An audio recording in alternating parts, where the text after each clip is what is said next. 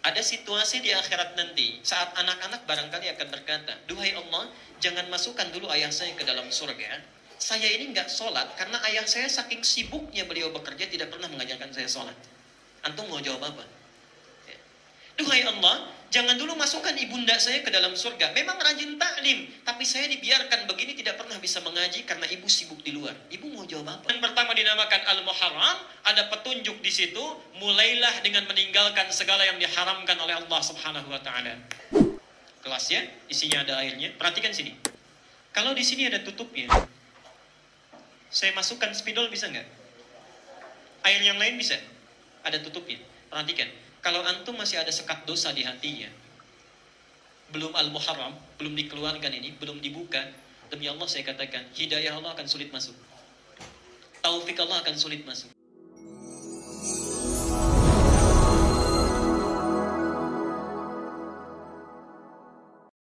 Assalamualaikum warahmatullahi wabarakatuh. Alhamdulillahi wa kafa. Wassalatu wassalamu ala rasulillahil mustafa wa ala alihi wa sahbihi wa man wafa. Amma ba'd. Fa ya ibadallah, usi nafsi wa iyyakum bi taqwallahi faqad fazal muttaqun fala tamutunna illa wa antum muslimun. Wa qala ta'ala, ya ayyuhalladzina amanu taqullaha haqqa tuqatih wa la tamutunna illa wa antum muslimun. Wa qala ya ayyuhan nasu ittaqu rabbakumul ladzi khalaqakum min nafsin wahidah وخلق منها زوجها وبث منهما رجالا كثيرا ونساء واتقوا الله الذي تساءلون به والأرحام إن الله كان عليكم رقيبا. Bapak dan Ibu sekalian, sahabat-sahabat Al-Ihsan yang semoga selalu mendapatkan kebaikan di sisi Allah Subhanahu wa taala, ridha, maghfirah serta perhatian Allah semoga dicurahkan kepada kita, khususnya bagi kita yang bisa belajar menuntut ilmu di kesempatan Ahad ini.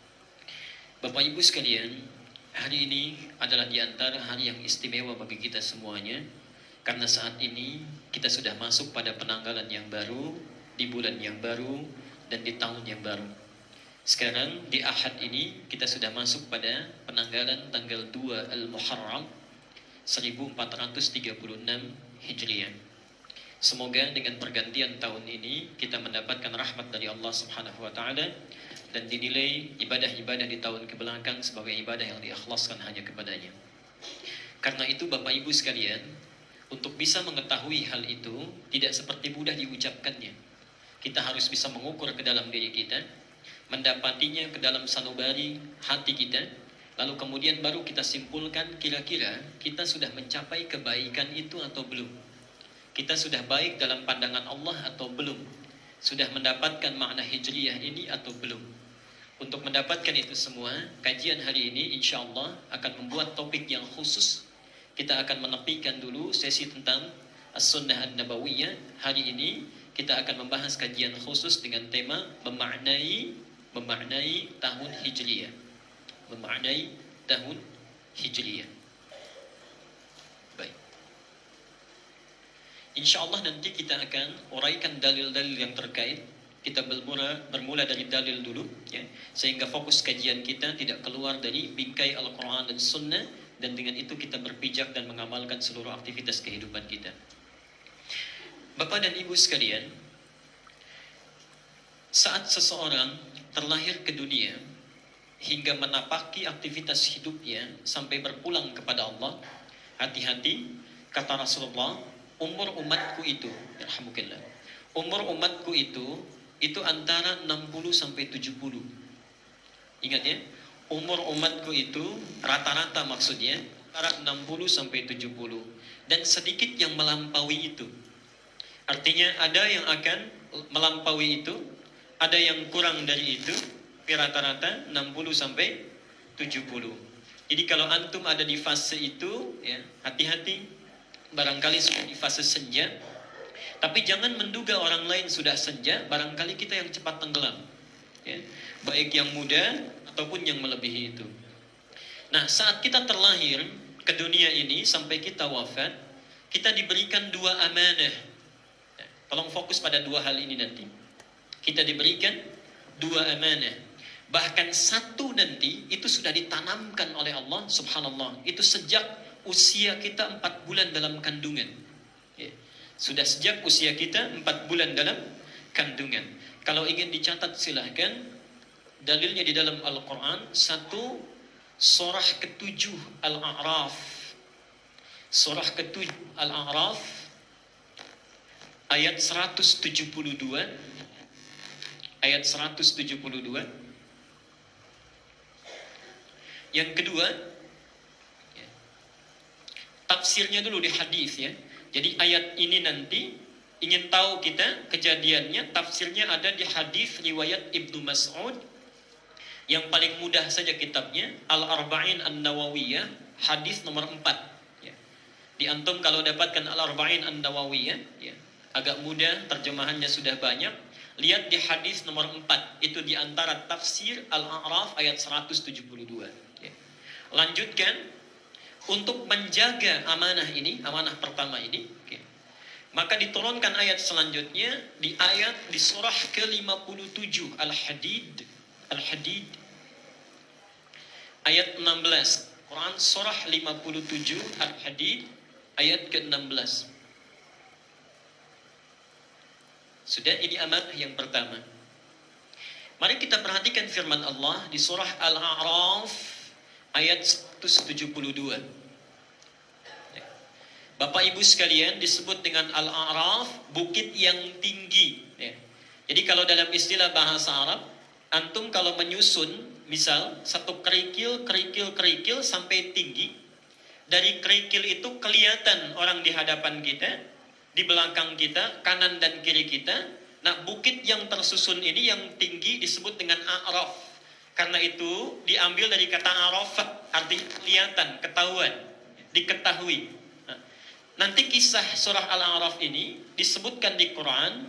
Ada orang-orang yang saat hisab bagus amalnya langsung masuk surga. Ada orang-orang yang jelek kualitas amalnya bahkan durhaka, dia masuk ke dalam neraka. Yang jadi persoalan, mohon maaf, ada orang yang amal dan kejelekannya, baik dan buruknya itu seimbang. Jadi amal baiknya 50%, amal jeleknya 50%. Kira-kira masuk mana? Ya. Kalau yang baik 60% atau 51%, alhamdulillah ya, surga. Kelasnya macam-macam. Ada kelas yang biasa, ada yang seluas langit dan bumi, ada yang di taman surga, ada yang bersama Rasulullah SAW. Ya. Kalau yang jelek, ya masuk neraka. Mohon maaf, kalau yang 50-50 masuk mana? Karena saya perhatikan, boleh jadi kita dari wajah-wajahnya ini, kemungkinan besar, mohon maaf ya, insya Allah baik, insya Allah baik. Tapi kalau persoalannya ya, 50-50, maka di surah Al-A'raf disebutkan dia akan transit dulu di satu bukit yang tinggi. Itulah yang disebut dengan A'raf. Jadi mohon maaf, surga kelihatan nikmatnya. Jadi ketika lihat orang di surga itu ingin sekali ke surga, dahaganya sudah demikian luas. Tapi ketika mendengar jeritan orang-orang di neraka, itu memincingkan mata pun susah. Saking takutnya, berharap rahmat Allah. Subhanallah, karena tingginya rahmat Allah itu, dia sangat ingin berharap. Ketika muncul harapannya semakin meninggi, disitulah turun rahmat Allah yang diharapkan, langsung dibawa dia masuk ke dalam surga.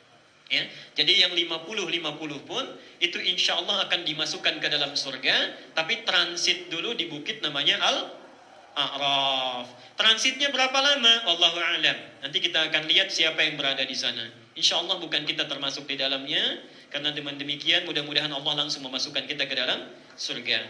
Penting diingat, satu hari di akhirat itu 1000 tahun di dunia. Artinya, satu detik di akhirat itu sama dengan 40 kurang lebih 44 hari di dunia. Satu detik di akhirat. Jadi kalau transit di Al-A'raf itu cuma satu detik saja, itu sama menunggu dengan 44 hari waktu ada di dunia. Ya. Bayangkan apalagi yang masuk ke dalam neraka, waliyadu billah. Di ayat 172, mari kita lihat. Allah berfirman, berdialog dengan kita semenjak kita masih berada di dalam kandungan. Barangkali kita sudah lupa, karena itu diturunkan lagi ayatnya untuk mengingatkan. Ya. Barangkali nanti orang akan lupa. Ya Allah, saya lupa dengan perjanjian ini. Karena itu setelah terlahir, baligh, diingatkan kembali, lihat ayatnya.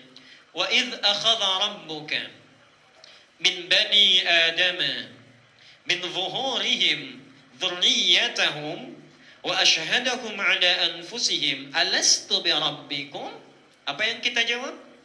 Qalu bala syahidna an taqulu yawmal qiyamati inna kunna an hadha ghafilin. Subhanallah. Perhatikan kalimat Qur'annya. Ketika kami mengambil perjanjian dari setiap anak cucu Adam sebelum dia terlahir. Ya. Nanti disebutkan di dalam hadis riwayat Ibnu Mas'ud, posisi nomor 4 di Al-Arba'in An-Nawawiyah, di 42 hadis itu. Perhatikan kalimatnya, kata Nabi SAW, Inna ahadakum yujma'u fi batni ummihi arba'ina yawman nutfah. Setiap kalian dihimpun di perut ibundanya, 40 hari pertama itu berbentuk nutfah, pancaran sperma dengan ovum yang baru menyatu. Thumma yakunu mithla dhalika 'alaqah. 40 hari kedua berbentuk 'alaqah, zigot, sudah mulai menempel di dinding rahim. Thumma yakunu mithla dhalika mudghatan. Kemudian setelah 40 hari yang ketiga, artinya 4 bulan, ya, 40 hari yang ketiga menjadi mudghah, janin yang mulai berbentuk. Sudah seperti berbentuk mudghah, thumma yursalu ilaihil malak, diutus malaikat, wa yanfuhu fihi roh, meniupkan roh dengan izin Allah, wa yu'maru bikatbi arba'in, dan diperintahkan untuk menetapkan 4 hal. Bikatbi rizqihi, satu rizkinya, wa ajalihi, kedua ajalnya, kemudian yang ketiga wa amalihi, adalah amalnya, dan yang keempat as-sa'idun huwa am syaqiyun, apakah dia akan bahagia atau sengsara selama hidupnya. 2 pertama disebut dengan qadar, 2 yang terakhir disebut dengan takdir. Saat itulah kemudian terjadi dialog yang tadi, alastu bi rabbikum, apakah engkau bersedia menjadikan aku sebagai Rabbmu. Perhatikan, Allah memiliki berapa nama? 99. Kenapa yang dipilih di sini Rabb? Padahal bisa saja mengatakan alastu bi rahmanikum, alastu bi rahimikum, alastu bi quddusikum, tapi yang dipilih Rabb. Karena Rabb ini mengandung sifat tarbiyah, artinya merawat, mencukupkan kebutuhan, memaafkan kalau salah, menyayangi dalam kehidupan, mengampuni kalau berbuat dosa. Kira-kira kalau Bapak Ibu ditawari di hadapan kita, mau tidak ikut saya? Saya berikan semua kebutuhannya, saya sayangi dalam kehidupan, maaf, salah saya maafkan, dosa pun saya ampuni. Kira-kira mau nggak? Karena itu tidak ada pilihan lain. Kata iya dalam bahasa Arab itu punya 3 kata. Satu bisa berbentuk na'am. Na'am itu iya di lisannya, tapi hatinya masih mikir-mikir. Misal, pimpinan di perusahaan mengatakan, Pak, Bapak besok lembur ya. Kita mengatakan sebagai bawahan, baik Pak, ya. Iya, lisannya, di hatinya gelisah karena sudah ada rencana weekend dengan keluarga. Ya. Di lisannya iya, di hatinya masih bingung. Itu bisa berbentuk na'am. Yang kedua, hadir. Hadir. Hadir itu bentuk kesiapan dari bawahan kepada atasan. Misal pimpinan kita mengatakan, ta'al huna hadir. Ya. Sini kamu, siap Pak. Itu hadir namanya. Yang ketiga, ini bala. Bala ini persetujuan tanpa syarat. Dan refleks langsung diucapkan. Bala. Artinya nggak mikir. Jadi ketika Allah menawarkan, siapkah Anda menjadi Tuhan saya? Itu sudah menawarkan hal-hal lainnya yang membuat kita tidak berpikir panjang. Saya akan penuhi setiap kebutuhannya. Saya akan maafkan kalau salah. Ampuni kalau berdosa, disayangi dalam hidup, diperhatikan dalam setiap napak tilas perjalanan hidupnya sampai pulang. Karena itu jawabannya, bala syahidna. Tidak pikir panjang lagi. Bala, ya, saya memastikan, saya siap tanpa syarat apapun. Kalimat poin utamanya, syahidna. Bala syahidna. Tentu saja ya Allah, kami bersyahadat kepadamu.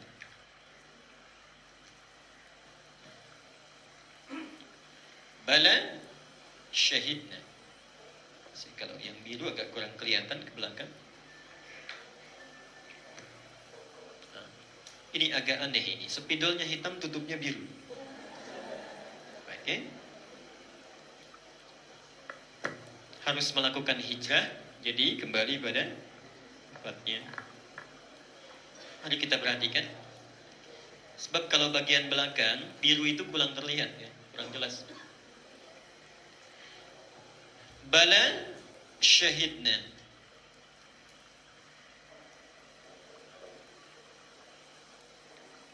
Ya Allah, kami bersyahadat. Ini kalimat iman pertama ya, yang kita ucapkan kepada Allah, sekaligus amanah Allah yang pertama kali dititipkan kepada kita. Ini amanah Allah yang pertama kali. Bala syahidna. Okay. Kita diingatkan kembali tentang ayat ini karena kata ayat sendiri-sendiri nanti ada di hari kiamat yang mencoba mengingkari ini. Antaqulu yaumal qiyamati inna kunna an hadza ghafilin. Kenapa dihadirkan kembali? Diingatkan kembali ayat ini, dicantumkan di Al-Quran surah 7 ayat 172, kata Allah, supaya di akhirat nanti tidak ada lagi yang merasa keberatan dengan mengatakan, ya Allah saya lupa karena dulu masih dalam kandungan, jadi nggak ingat. Oke?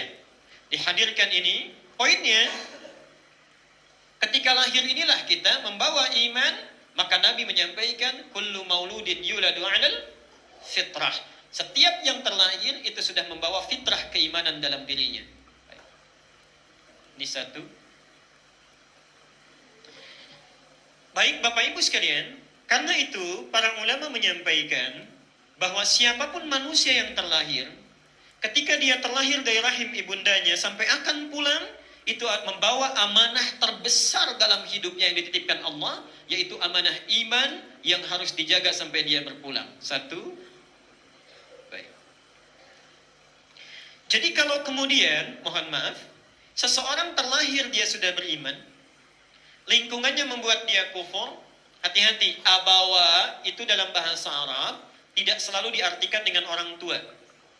Kullu mauludin yuladu 'alal fitrah fa abawahu yuhawwidanihi.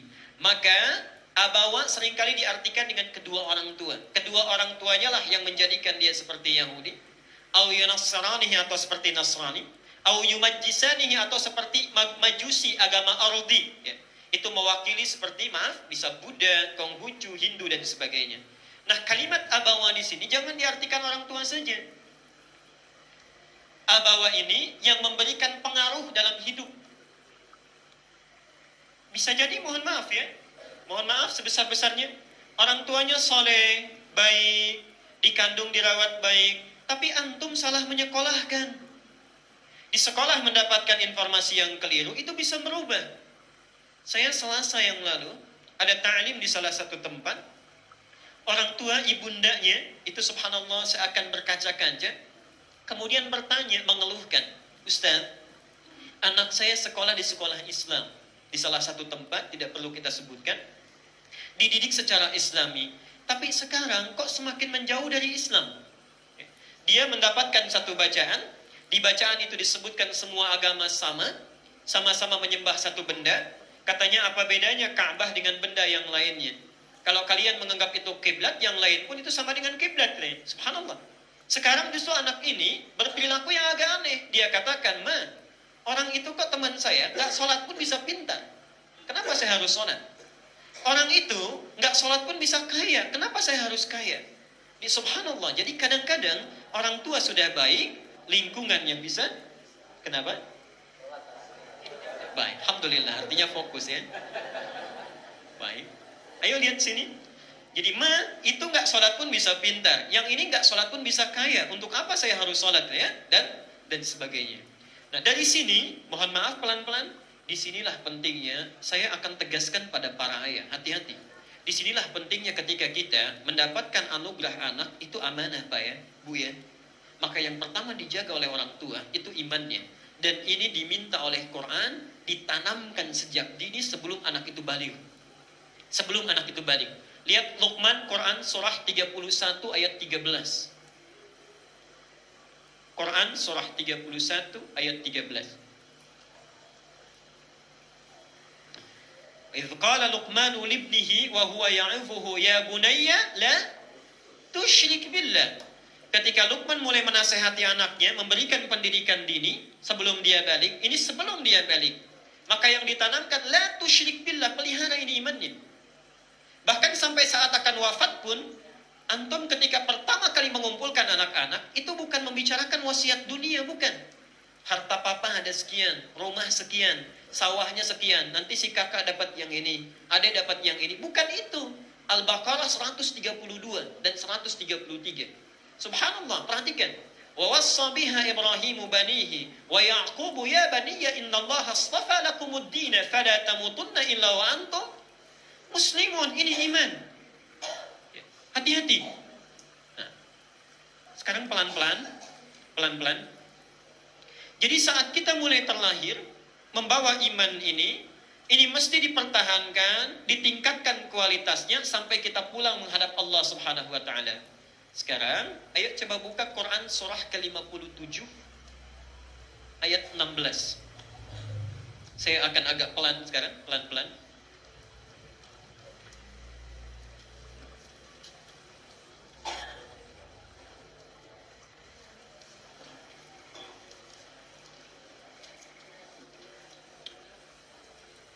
Ada Quran surah 57 Al-Hadid ayat ke-16. Alam ya'ni lilladzina amanu an takhsha'a qulubuhum li dzikrillah. Ada? Baik, alhamdulillah. Quran surah 57, perhatikan saya buat seperti ini ya. Ini Quran surat 7 ayat 172. 57 ayat berapa? 16. Baik ya. Ini saya pisahkan 5 dengan 7. 1 tambah 6 berapa? 7. Mari kita teruskan sebentar. Ini di dalam rahim. Dalam rahim. Amanat iman. Pelan-pelan. Sekarang, ketika sudah keluar dari kandungan, terlahir kita, diminta oleh Allah untuk dijaga iman itu, ditingkatkan kualitasnya. Ini sudah terlahir. Diminta oleh Allah untuk dipelihara, ditingkatkan kualitasnya. Satu, fase menjelang balik. Diminta orang tua, perhatikan kalimat saya. Para ayah, mohon maaf sebelumnya. Tegasnya, Quran menegaskan pada para ayah. Perhatikan. Quran menegaskan pada para ayah, tidak pada para ibu. Walaupun ibu memiliki kewajiban yang sama. Perhatikan kalimatnya. Untuk bisa memberikan bekal tauhid sejak dini kepada anak-anak yang diamanahkan Allah kepadanya. Jadi sebelum anak ini mencapai usia balik, Allah memberi tugas kepada para orang tua, khususnya ayah, untuk menanamkan bekal tauhid yang kuat kepada anak-anaknya. Luqman itu laki-laki atau perempuan? Baik, ganteng atau tidak? Putih atau hitam? Putih. Tinggi atau pendek? Rambutnya lurus atau keriting? Jangan salah ya. Baik. Saya tidak bertanggung jawab kalau antum di hari kiamat nanti kecewa itu. Tapi kita akan bangga. Tidak ada yang lihat Luqman kecuali dengan tatapan kebanggaan, karena nafsu sudah hilang. Luqman itu, mohon maaf, dalam riwayat disebutkan, itu seorang yang berkulit hitam, bibirnya tebal, rambutnya keriting, tubuhnya agak pendek dan agak gempal. Lengkap sudah secara fisik kita menilainya. Tapi subhanallah, dimuliakan oleh Al-Quran tanpa memandang fisiknya seperti apa. Jadi antum jangan merasa rendah dengan keadaan tampilan fisik kita. Itulah laqad khalaqnal insana fi ahsani taqwim. Kadang-kadang kalau nggak dibuat misalnya fisiknya kurang ideal, kita sulit mendapatkan pahala. Minimal kalau ada yang mengejek, itu pahala dia diberikan kepada kita, dosa kita diambil. Ya? Subhanallah. Ya, lihat sini. Luqman itu ayah. Tadi di surah Al-Baqarah ayat 132, Yaqub, Ibrahim mempraktekkan itu. Ibrahim ayah atau ibu? Ayah. Yaqub ayah. Subhanallah. Bertakwalah pada para ayah bertakwalah pada Allah Subhanahu wa taala. Antum satu saat akan ditanya. Demi Allah saya katakan, kadang-kadang kita lupa. Nanti hari Sabtu pekan depan saya akan uraikan, kewajiban utama suami memang mencari nafkah. Tapi juga ada kewajiban sebagai seorang ayah. Hati-hati.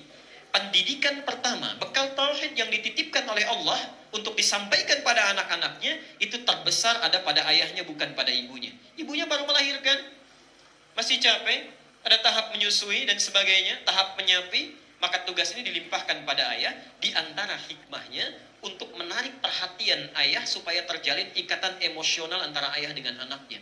Kalau tidak dipaksa begitu, kadang-kadang kita tidak sadar Pak sebagai seorang ayah. Sibuk mencari harta di luar. Harta terbesar ada di mana? Di rumah. Antum cari nafkah untuk siapa? Ya.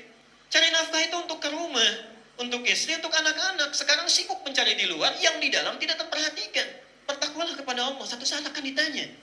Jadi ketika Allah memaksa kita untuk membawa ini ke rumah, diberikan perhatian, itu sebetulnya cara lain untuk menitipkan pesan supaya ada ikatan emosional antara ayah dengan anak.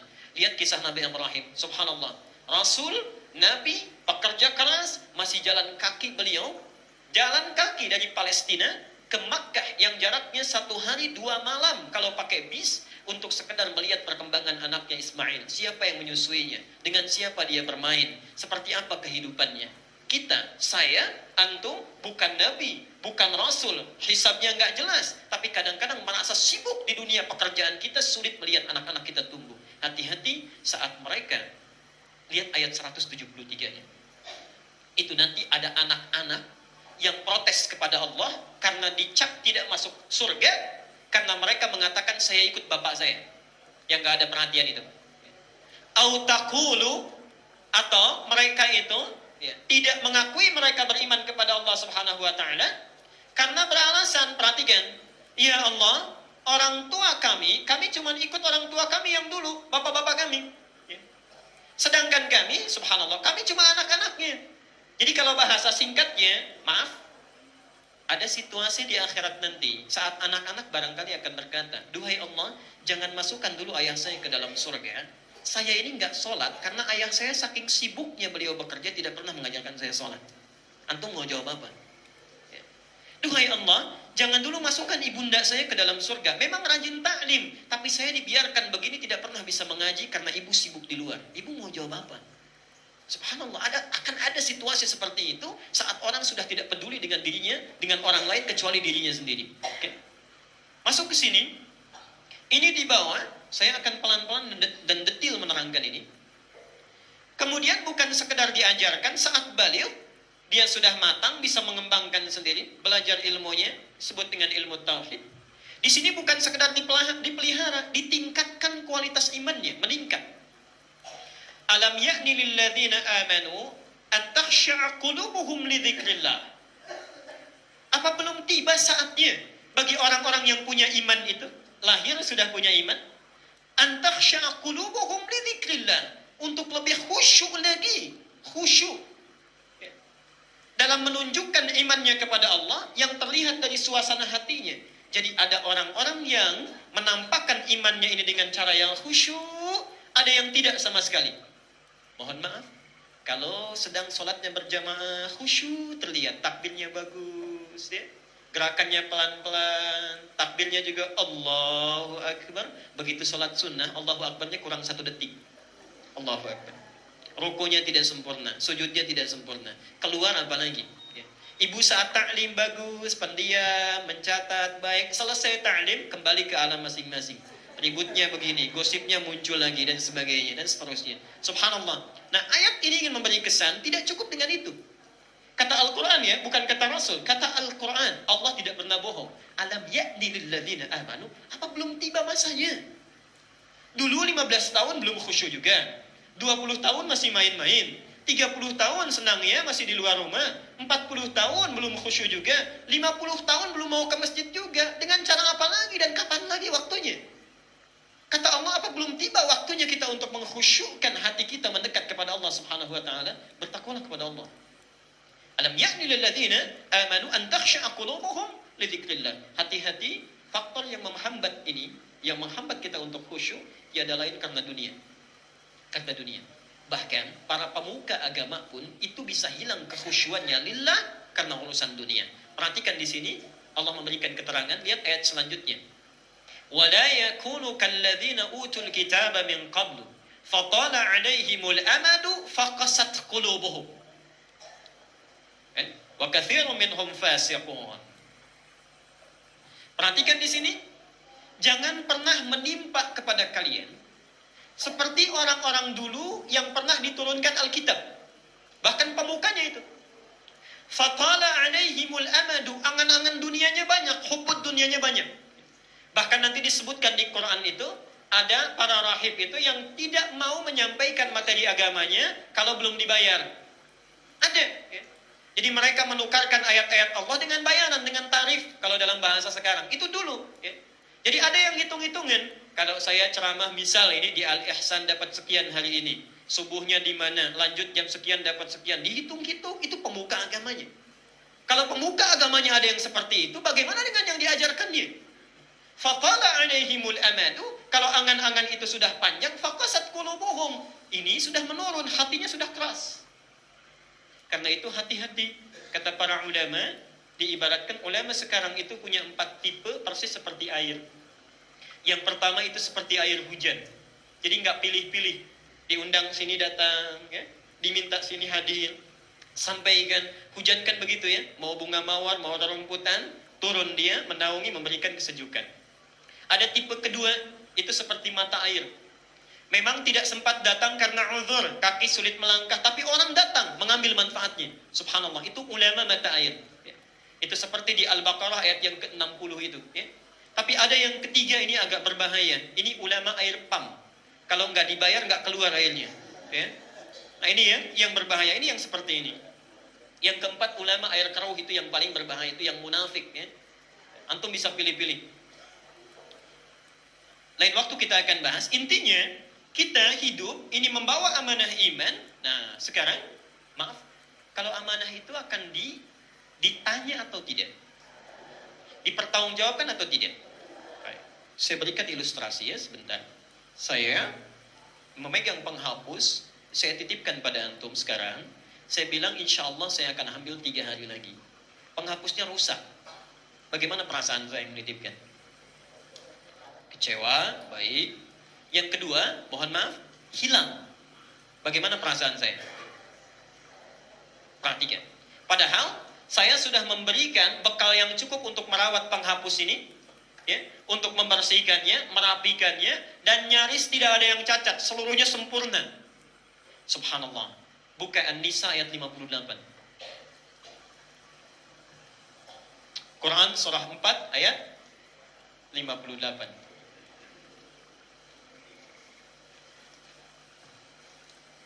Sudah?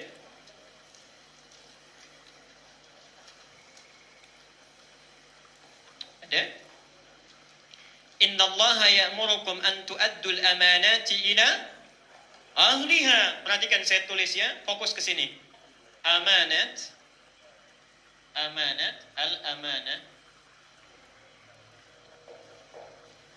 Yang kedua tadi iman, al-iman.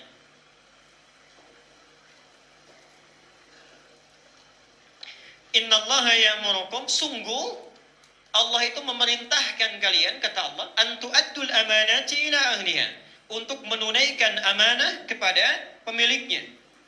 Ini bentuk tunggalnya, yang di Quran itu bentuk jamaknya. Sekarang perhatikan, kalau antum terhadap makhluk saja begitu mempersiapkan diri luar biasa, bagaimana dengan Allah Sang Khalik, yang pasti akan merinci setiap detil perbuatan kita, setiap detil usaha kita untuk menjaga iman kita. Jadi ketika Allah memberikannya sebelum lahir, besok lusa pun akan ditanya, antum apakan imannya? Ada yang kurang bagus, ya? Mohon maaf, ada yang disia-siakan. Bahkan yang paling sulit nanti mempertanggungjawabkan, yang hilang imannya. Nanti ada yang hilang imannya. Karena itu, karena saking pentingnya iman itu tidak boleh hilang, makanya Allah sudah memberi peringatan sejak di dunia. Allah akan mengampuni seluruh dosa kecuali dosa. Karena dengan itu iman bisa hilang. Itu maksudnya. Jadi sebetulnya keras di sana untuk menjaga iman kita supaya tidak hilang. Karena itu amanah. Akan ditanya di suatu saat nanti.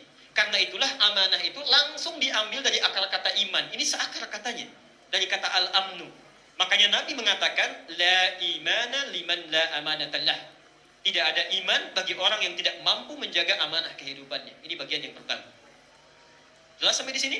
Nah, maksud saya, ayo coba kita evaluasi dulu sebelum kita melangkah ke tahap selanjutnya. 1. Antum jangan tunjuk orang lain, lihat dulu diri sendiri dan keluarganya. Adakah di keluarga kita saat ini, mohon maaf, yang imannya ini barangkali sudah turun, barangkali ada yang hilang. Sepanjang masih ada hidup kita, hadir bersama mereka, maka tugas kita untuk mendakwahinya, mengembalikan mereka ke dalam keadaan iman. Karena satu saat kita akan ditanya, usaha apa yang telah kamu maksimalkan untuk membawa mereka ke jalan Allah. Yang kedua, bagi kita yang hadir saat ini, sudah 1436 tahun dari masa hijrah Nabi. Puluhan tahun kita hidup, ada yang 30, 40, 50, 60, 70, subhanallah. Lihat, kualitas iman kita sudah di mana dari isyarat yang Allah tunjukkan di surah Al-Hadid ayat ke-16 ini. Sudahkah khusyuk menghadap Allah? Atau jangan-jangan belum? Barangkali kita dihidupkan hingga duha ini karena Allah menginginkan memperbaiki keadaan iman kita supaya khusyuk sebelum pulang menghadap Allah Subhanahu wa taala. Ini bagian yang pertama. Satu. Kedua,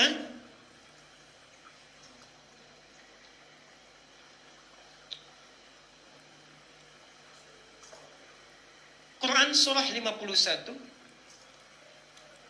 Quran surah 51 ayat 56. Quran surah 51 ayat 56.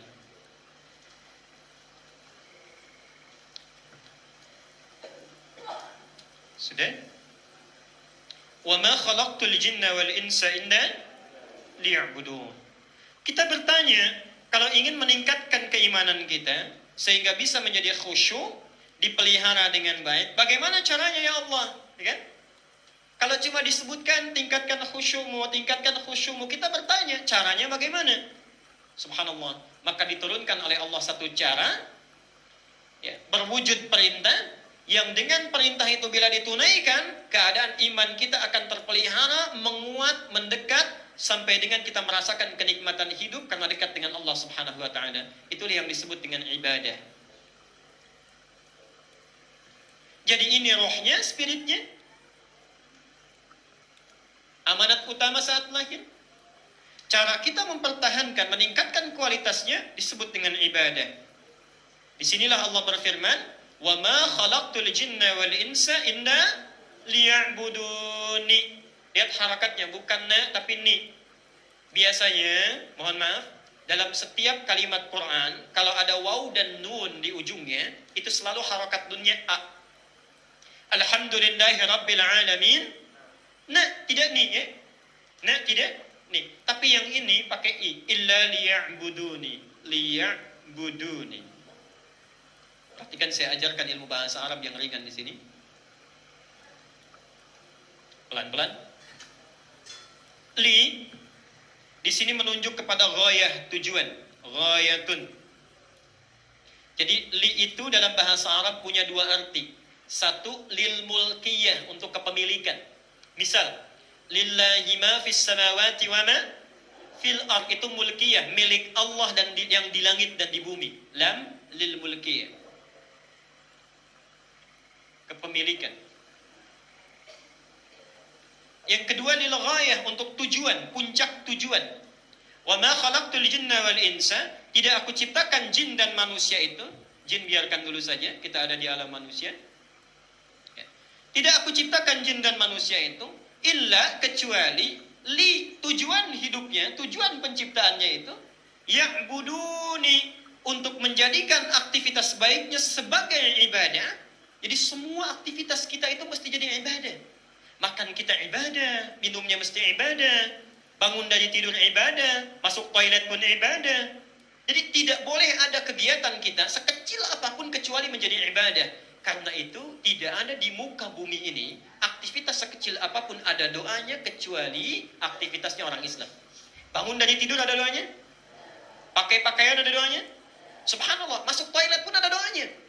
Karena Allah menginginkan semua aktivitasnya sebagai ibadah. Tapi untuk siapa? Bukan untuk orang lain. Nih asal nih ini. Nah, ini saya tunjukkan. Asalnya begini. Nih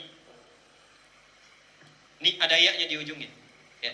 Bukan dihilangkan kalimat Qurannya, bukan. Ya. Tapi ini dibaca pendek tulisannya, tertulisnya supaya meringankan bacaan. Dalam ilmu qiraat disebut litakhfif. Ya. Hanya dalam riwayat Qalun dan Warsh. Qalun plus Warsh. Insya Allah nanti mudah-mudahan Al-Ihsan punya sesinya ya. Coba nanti cari waktu, belajarlah ilmu Al-Quran. Jadi qiraat bacaan Quran itu ada 7 bacaan, 7 cara. Yang mutawatir disepakati. Ya. Nanti ada 3 tambahan masyhur. Ada 4 yang syadz, jadi semuanya 14. Ya. Semuanya dari Nabi, ya. Semua dari Nabi. Itu Nabi berikan karena lisan orang Arab itu tidak semuanya sama.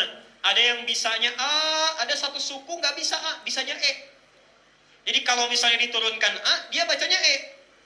Sekarang itu ada di Palestina, wilayah Syam, sebagian Syria, Lebanon, Mosul di Irak, ya, sebagian Irak, itu ada sebagian Afrika Barat. Kalau antum bicara A, mereka E. Saya ngajar Al-Quran saat di Tripoli, saya bacakan bawa mushafnya, dibacakan A, mereka tertawa. Di saat membaca wadduha itu, mereka nggak bisa, bisanya wadduha. Betul, ya. Kayak gini sekarang, antum senyum, di sana juga senyum.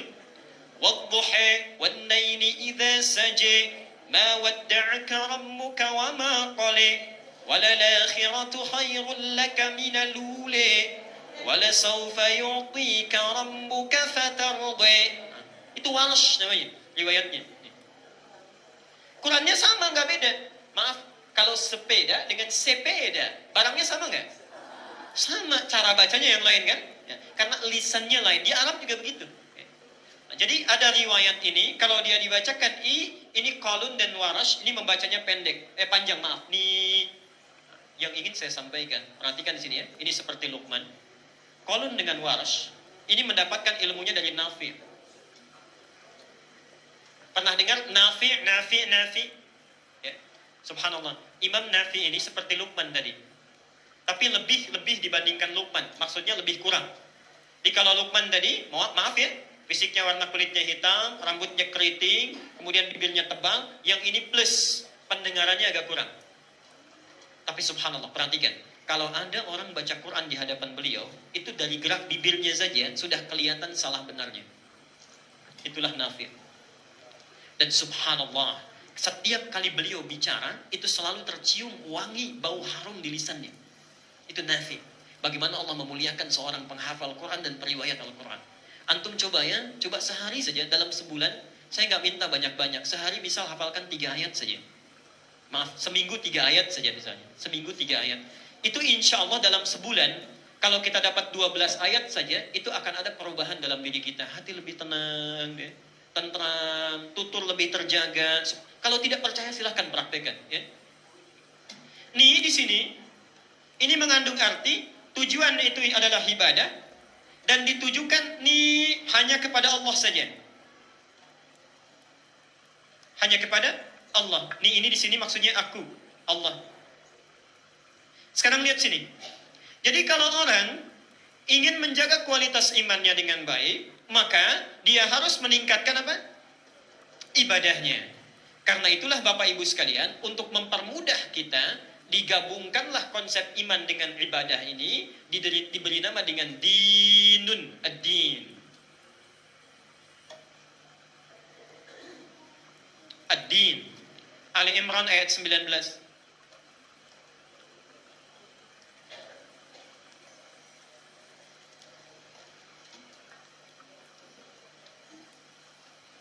Perhatikan sebentar, pelan-pelan. Lahir membawa iman, dibawa iman mesti ditingkatkan spiritnya agar semakin menguat, ditingkatkan bisa melalui ibadah. Karena itu Allah turunkan perintah salat, Allah turunkan perintah puasa, zakat sebelumnya, ada umrah, ada haji, subhanallah. Ini semua dimintakan menunaikan ini supaya meningkatkan kualitas iman kita kepada Allah subhanahu wa ta'ala. Untuk mempermudah hal ini, dibuat konsep penyatuan iman dengan ibadah disebut dengan ad-din. Perhatikan di sini ayatnya, Inna dina indallahil Islam. Din inilah yang diberi nama oleh Allah dengan nama Al-Islam. Baik.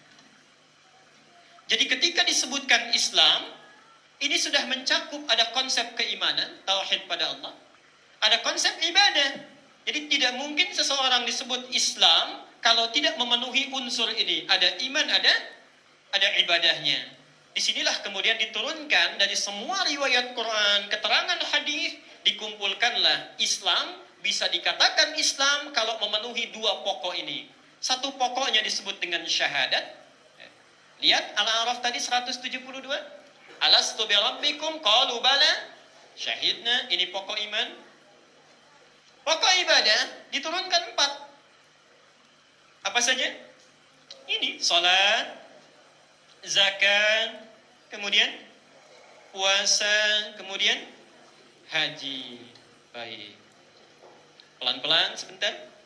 Jadi seseorang disebut beragama Islam, ya, lahir ke muka bumi. Kenapa oleh Allah diturunkan dinnya itu Islam? Supaya menjaga dua amanah kehidupannya ini. Syahadatnya jangan sampai hilang. Diingatkan bahkan langsung kalimatnya syahidna syahadat. Turunannya disebut dengan ibadah. Nah, poinnya perhatikan di sini. Allah meminta kita menjaga ini sampai kita wafat kepadanya. Orang kalau sudah berpegang teguh dengan ini, dia syahadat misalnya, beriman. Dia juga tunaikan sholat. Orang yang tidak pernah sholat, maka akan turun kualitas imannya. Tidak ada kepekaan dalam dirinya. Apalagi nggak mau zakat sudah. Fatala alaihimul amad. Sudah dibuai-buai oleh kehidupan dunia. Dihitung hartanya, takut keluar, takut berkurang. Subhanallah, yang ini pun akan tertinggal. Kurang. Tapi kalau ini dilakukan, ini konsisten dilakukan, maka orang yang memenuhi dua unsur ini, tadi dinnya disebut dengan apa? Islam. Saya tulis dengan bahasa Qur'annya, Islam atau bahasa Arabnya. Orangnya disebut dengan Muslim. Orangnya Muslim. Jadi orang yang memenuhi unsur ini disebut dengan Muslim. Kalau satu orang, kalau banyak kan disebut apa? Nah, baik, alhamdulillah masih hafal teorinya dulu. Tambah di ujungnya menjadi muslimun. Perhatikan, Allah meminta ketika kita sudah beriman, tadi saya sebutkan namanya amanu, sudah beriman. Kemudian diminta menunaikan yang ini ibadah. Karena itu di Quran hampir tidak ada kata amanu kecuali dilekatkan dengan ibadah. Amal soleh. Wal 'asr innal insana lafi illa alladziina. Kemudian Al-Baqarah 183. Ya ayyuhalladzina amanu kutiba 'alaikumus syiyam. Hampir semua kata orang yang sudah beriman diminta dijaga menunaikan ini. Orangnya disebut apa? Muslim. Kalau banyak kan? Nah, sekarang kalau sudah muslimun diminta dijaga sampai kita pulang menghadap Allah menjaga yang dua ini. Ali Imran ayat 102. Pelan-pelan. Ini baru mukaddimah dan di sini kita berhenti mukaddimahnya.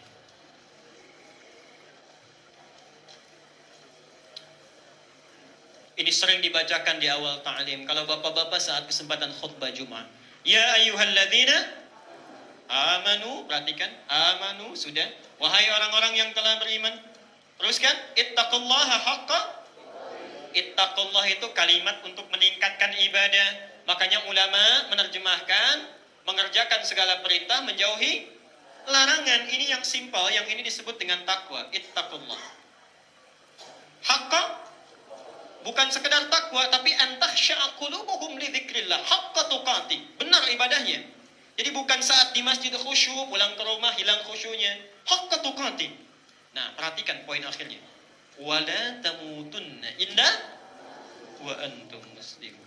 Pertahankan amanah dua hal ini dan jangan sampai wafat kecuali dalam keadaan muslim. Jadi antum mengaji dengan ustadz siapapun di Al-Ihsan atau di masjid manapun, kalau dibacakan ayat tadi itu harus merenung.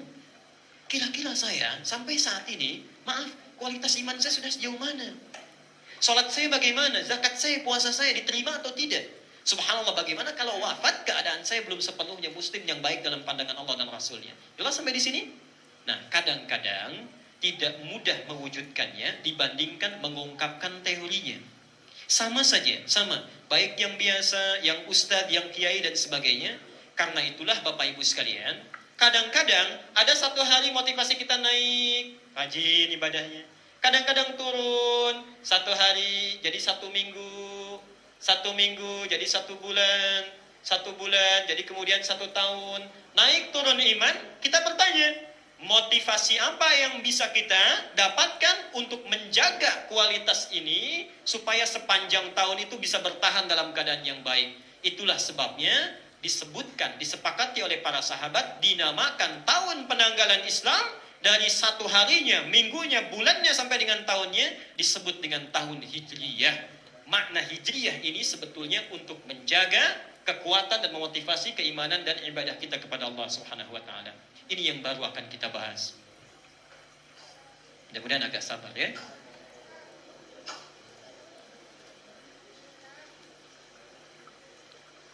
Bismillahirrahmanirrahim.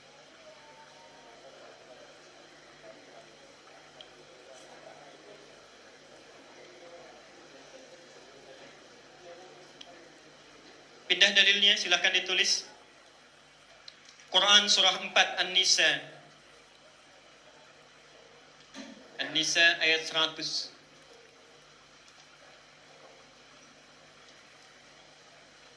Sudah? Ali Imran 194, 195. Sampai 196 ya lah, bagus.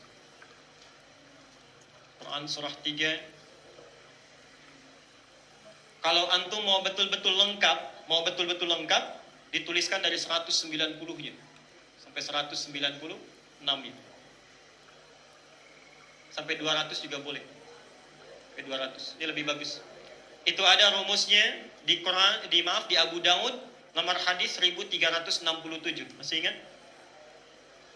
Abu Daud nomor hadis 1367. Sudah? Baik. Sekarang kita akan masuk pada inti bahasan yang akan kita kaji. Satu, makna hijrah.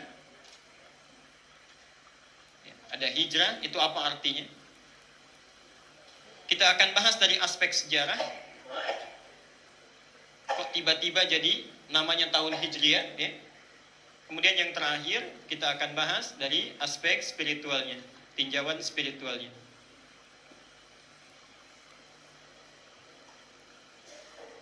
Satu lagi boleh tambah ayatnya? Quran surah 9 At-Taubah ayat 36. Baik. Kita padatkan, mudah-mudahan hari ini bisa kita maknai.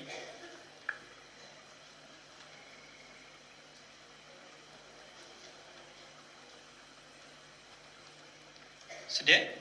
Baik. Bapak dan Ibu sekalian, mari kita mulai bahasan yang pertama tentang makna hijrah dulu. Saya tuliskan pelan-pelan. Hijrah. Dari kata hajarah, ya begini. Ini satu. Yang kedua, ada yang pendek, hajarah. Saya tuliskan ini menjadi muhajarah, ini teori dasarnya. Ini menjadi hijratan, hijrah. Pelan-pelan. Hijrah adalah berpindah. Saya ulangi. Hijrah adalah berpindah atau proses berpindah dari satu keadaan atau kondisi kepada keadaan lain, dari satu keadaan kepada keadaan lain atau kondisi lain yang lebih mendekatkan kita dengan Allah Subhanahu wa taala. Berpindah dari satu kondisi kepada kondisi lain yang lebih mendekatkan kita dengan Allah Subhanahu wa taala. Perhatikan sini pelan-pelan. Di dalam bahasa Arab, pindah itu punya dua kata. Satu hijrah, yang kedua ada yang disebut dengan intiqal, intaqala, yantaqil, intiqal.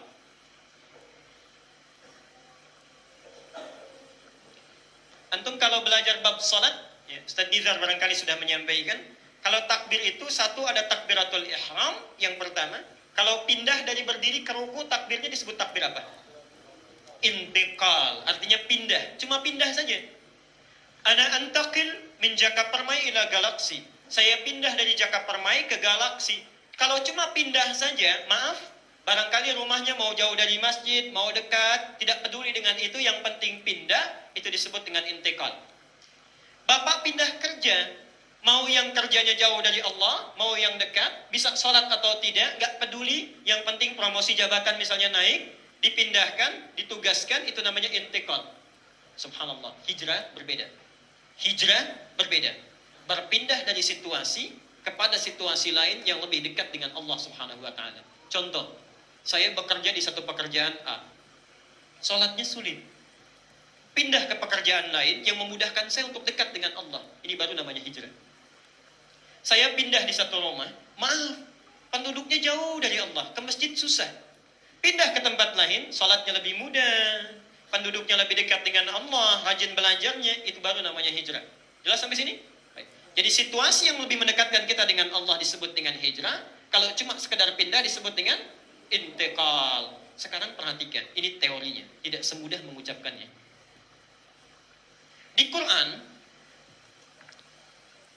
pekerjaannya, usaha kita untuk hijrah, upayanya, itu diungkapkan dengan kata hajar. Hajar. Perhatikan. Padahal dalam bahasa Arab, mengungkapkan hijrah itu bisa juga diungkapkan dengan yang pendek. Hajar. Bisa hajar, hajar, yuhajiru. Wa may yuhajir fi sabilillah, di An-Nisa. Di Ali Imran kan, walladzina hajaru wa ukhriju min diyarihim hajaran. Saya ingin tanya, sebentar sebelum ditanyakan. Ini disebut dengan usahanya. Dalam bahasa Inggris itu verb, kata kerjanya, pekerjaannya. Hasilnya, kalau orang sudah hijrah, mendapatkan hasilnya, ya, ini hasilnya kalau hajarah, pasangannya itu muhajarah. Ini hasilnya. Mau enak, mau tidak, mau nyaman, ya, dan sebagainya, ini muhajarah. Kalau yang ini, yang pendek, hasilnya disebut dengan hijrah. Perhatikan. Saya ingin tanya sebentar, pelan-pelan. Hajarah nomor 1. Hajarah nomor 2. Panjang mana bacaannya? 1 atau 2? Saya ulang. 1, hajarah. Yang kedua, hajarah. Panjang mana? 1 atau 2? Perhatikan ya, saya berikan sekarang rumus bahasa Arab singkat. Kita tiap pekan insya Allah belajar. Kalau ditemukan huruf alif di satu huruf, perhatikan. Ini memiliki 2 makna. Dalam ilmu bahasa Arab nanti. 1, menunjukkan makna panjang dalam pengucapan. Contoh. Fatahah. Pendek ya fa-nya. Kalau saya tambah fa-nya dengan alif, gini. Oh, tuh. Belum saya tuliskan, Bapak Ibu sudah jawab. Artinya gampang bahasa Arab itu. Ya. Fa. Rumus cepatnya nggak ada harokatnya pun kita harus pede aja, jangan takut. Nggak ada harokatnya, yang penting lihat huruf alif sebelumnya a panjang. Nggak percaya saya tulis lagi tuh. Kaf ada alifnya. Baca. Tuh, pintar kan? Yuk kita buktikan lagi. Sod, alif, lam, ha. Oh, subhanallah. Antum kenapa sampai sekarang susah? Saya berkali-kali sampaikan di sini. Di Arab itu yang segini aja udah bisa tuh bahasa Arab. Subhanallah. Baik. Jadi yang pertama, alif ini menunjuk makna panjang dalam pengucapan. Yang kedua, subhanallah, ini yang jadi titik bahasan kita. Menunjukkan proses pada usaha yang sedang dikerjakan. Proses. Di Quran tidak ada kalimat hijrah dalam bentuk kata kerja menunjukkan usaha kecuali digunakan, diungkapkan dengan kata yang pertama ini, hajarah. Yang ini tidak dipakai. Ini ingin menunjukkan kesan bahwa berhijrah itu tidak mudah, butuh proses, butuh pengorbanan, butuh kekuatan. Subhanallah, tidak mudah. Saya katakan, ibu yang belum biasa ta'lim, awal-awal kan ketika akan ta'lim tidak mudah ya, mau pakai hijabnya juga aduh gitu kan. Terus menghindari teman-teman kan, sudah ditanya ada di mana, mau taklim dulu, sudah berubah ya. Antum bapak yang tidak biasa, kita berjamaah misalnya, subhanallah, mau ke masjid, teman-teman kita yang biasa nunggu di depan rumah, sudah mulai, kok nggak belok nih, pakaiannya ganti, tobat ya, udah lain, oke? Subhanallah, jadi berhijrah itu, kenapa prosesnya menggunakan alif di sini, menunjuk mana yang panjang, tidak mudah. Dalam pekerjaan juga begitu. Tidak percaya saya cek ya, subhanallah. Coba lihat sini. Ini biasanya kalau saya tanyakan, pertanyaan ke bapak-bapak yang jawab ibu-ibu. Maaf, Pak, kalau antum punya pekerjaan, gaji 15 juta per bulan, alhamdulillah, dengan gaji 1,5 juta per bulan, pilih nomor 1 atau 2? Buat bapak. Apa saya katakan kan? Pertanyaan buat antum yang jawab dari belakang. Ini normal. Gak apa-apa, normal itu. Baik. Nomor 1 ya, harus nomor 1. Kalau jawab nomor 2 nggak normal itu. Ada pilihan bagus, alhamdulillah. Sekarang saya tambahkan 15 juta, kita sepakati dulu ya. Nggak ada pilihan ketiga. Awas, cuma 2. 15 juta itu susah sholatnya. Ribanya banyak. 1,5 juta sholatnya enak. Di pekerjaannya ada masjidnya, minimal musolanya, subhanallah, salat mudah. Fikir dulu sampai 3 detik saya itu. 1, 2, 3. Pilih nomor 1, nomor 2. Masa? Tidak mudah loh, kan? Tidak mudah. Saya tahu banyak yang berpikir pilih nomor 3 kan? 15 juta sholatnya. Jadi saya langsung tuliskan, nomor 3 itu 1,5 juta, susah sholat. Supaya nggak pilih 3. Perhatikan sini. Ya. Ini tidak mudah berpindah seperti ini. Sudah mapan, sudah baik, itu kan?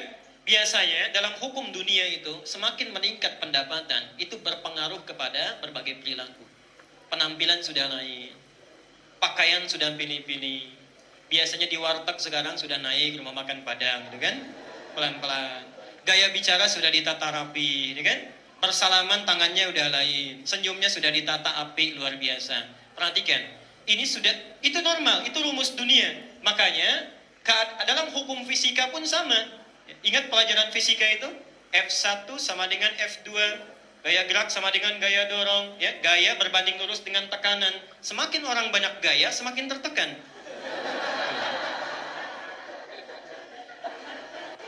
Baik.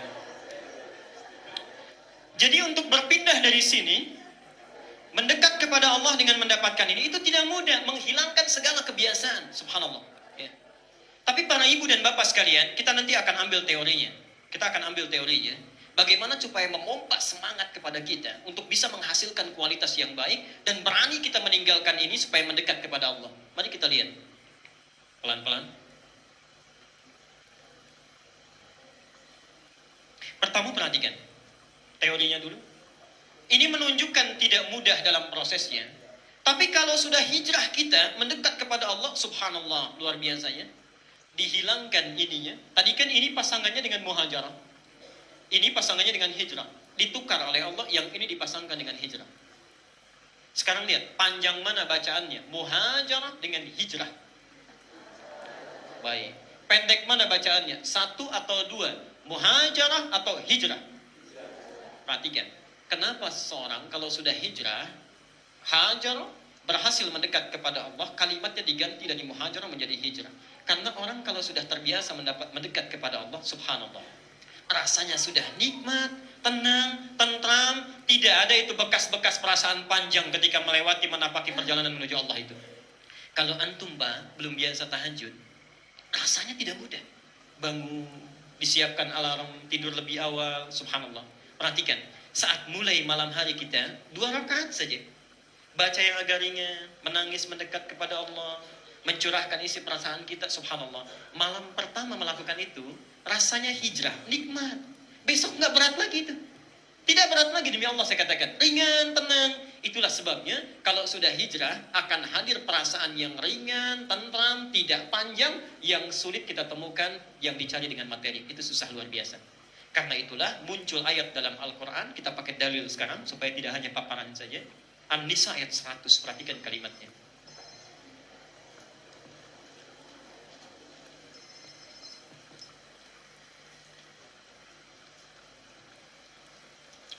Wa man yuhajir fi sabilillah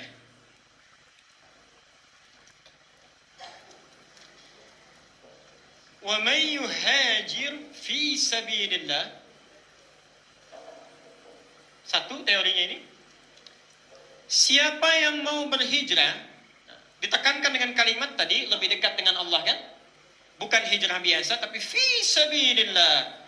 Antum kerjanya fi sabilillah karena Allah, anak-anak sekolahnya fi sabilillah karena Allah, ibu aktivitasnya fi sabilillah karena Allah. Walaupun awalnya sulit, panjang, hajara, yuhajir. Ya, di sini menunjukkan proses yang tidak putus asa. Ya, terus. Walaupun tantangannya itu datang, terus. Tantangannya itu semakin berat, terus tidak putus asa. Ini ya. Ya dulu ala al-mudawamah, al-mudari'. Sekarang lihat sini. Apa yang kita dapatkan? Satu. Yajid fil ardi. Ya dibalas dengan ya lagi. Yajid.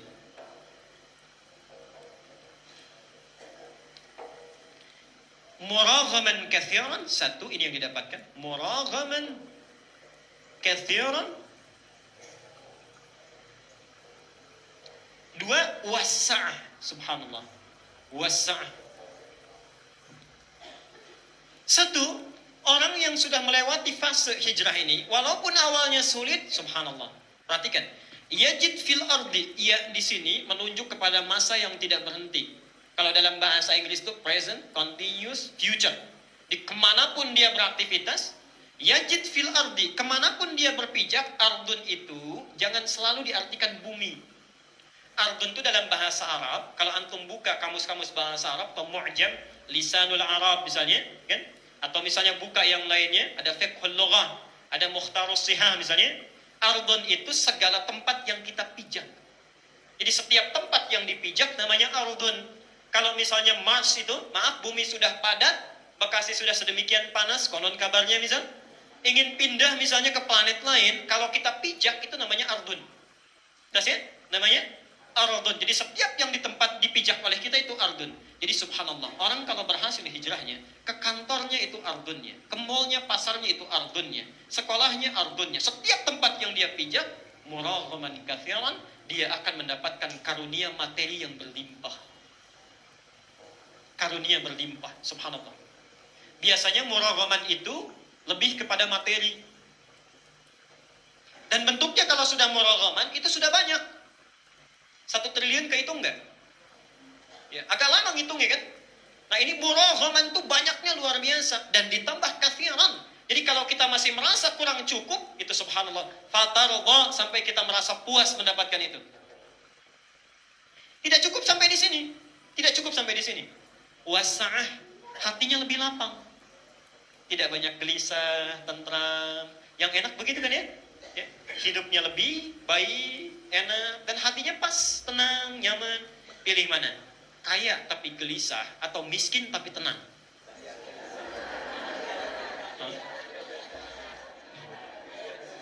Kalau ini boleh pilih yang ketiga. Kaya tapi, nah ini muraghaman kathiran wasa'ah.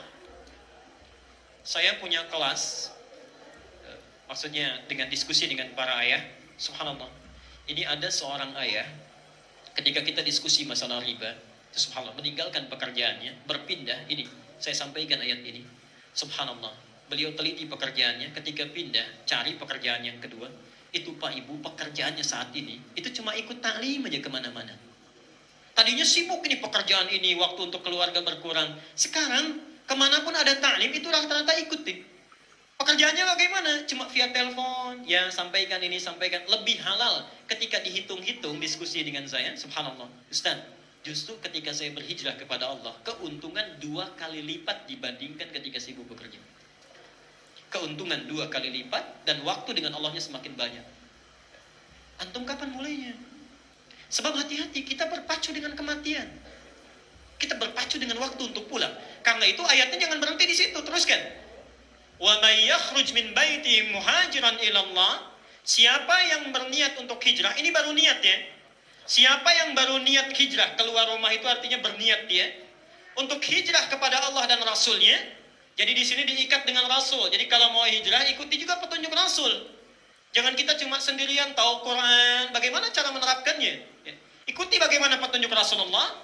Thumma yudrikhul maut, subhanallah. Baru niat meninggal. Maka bagaimana penilaian di sisi Allah? faqad waqa'a ajruhu 'ala Allah.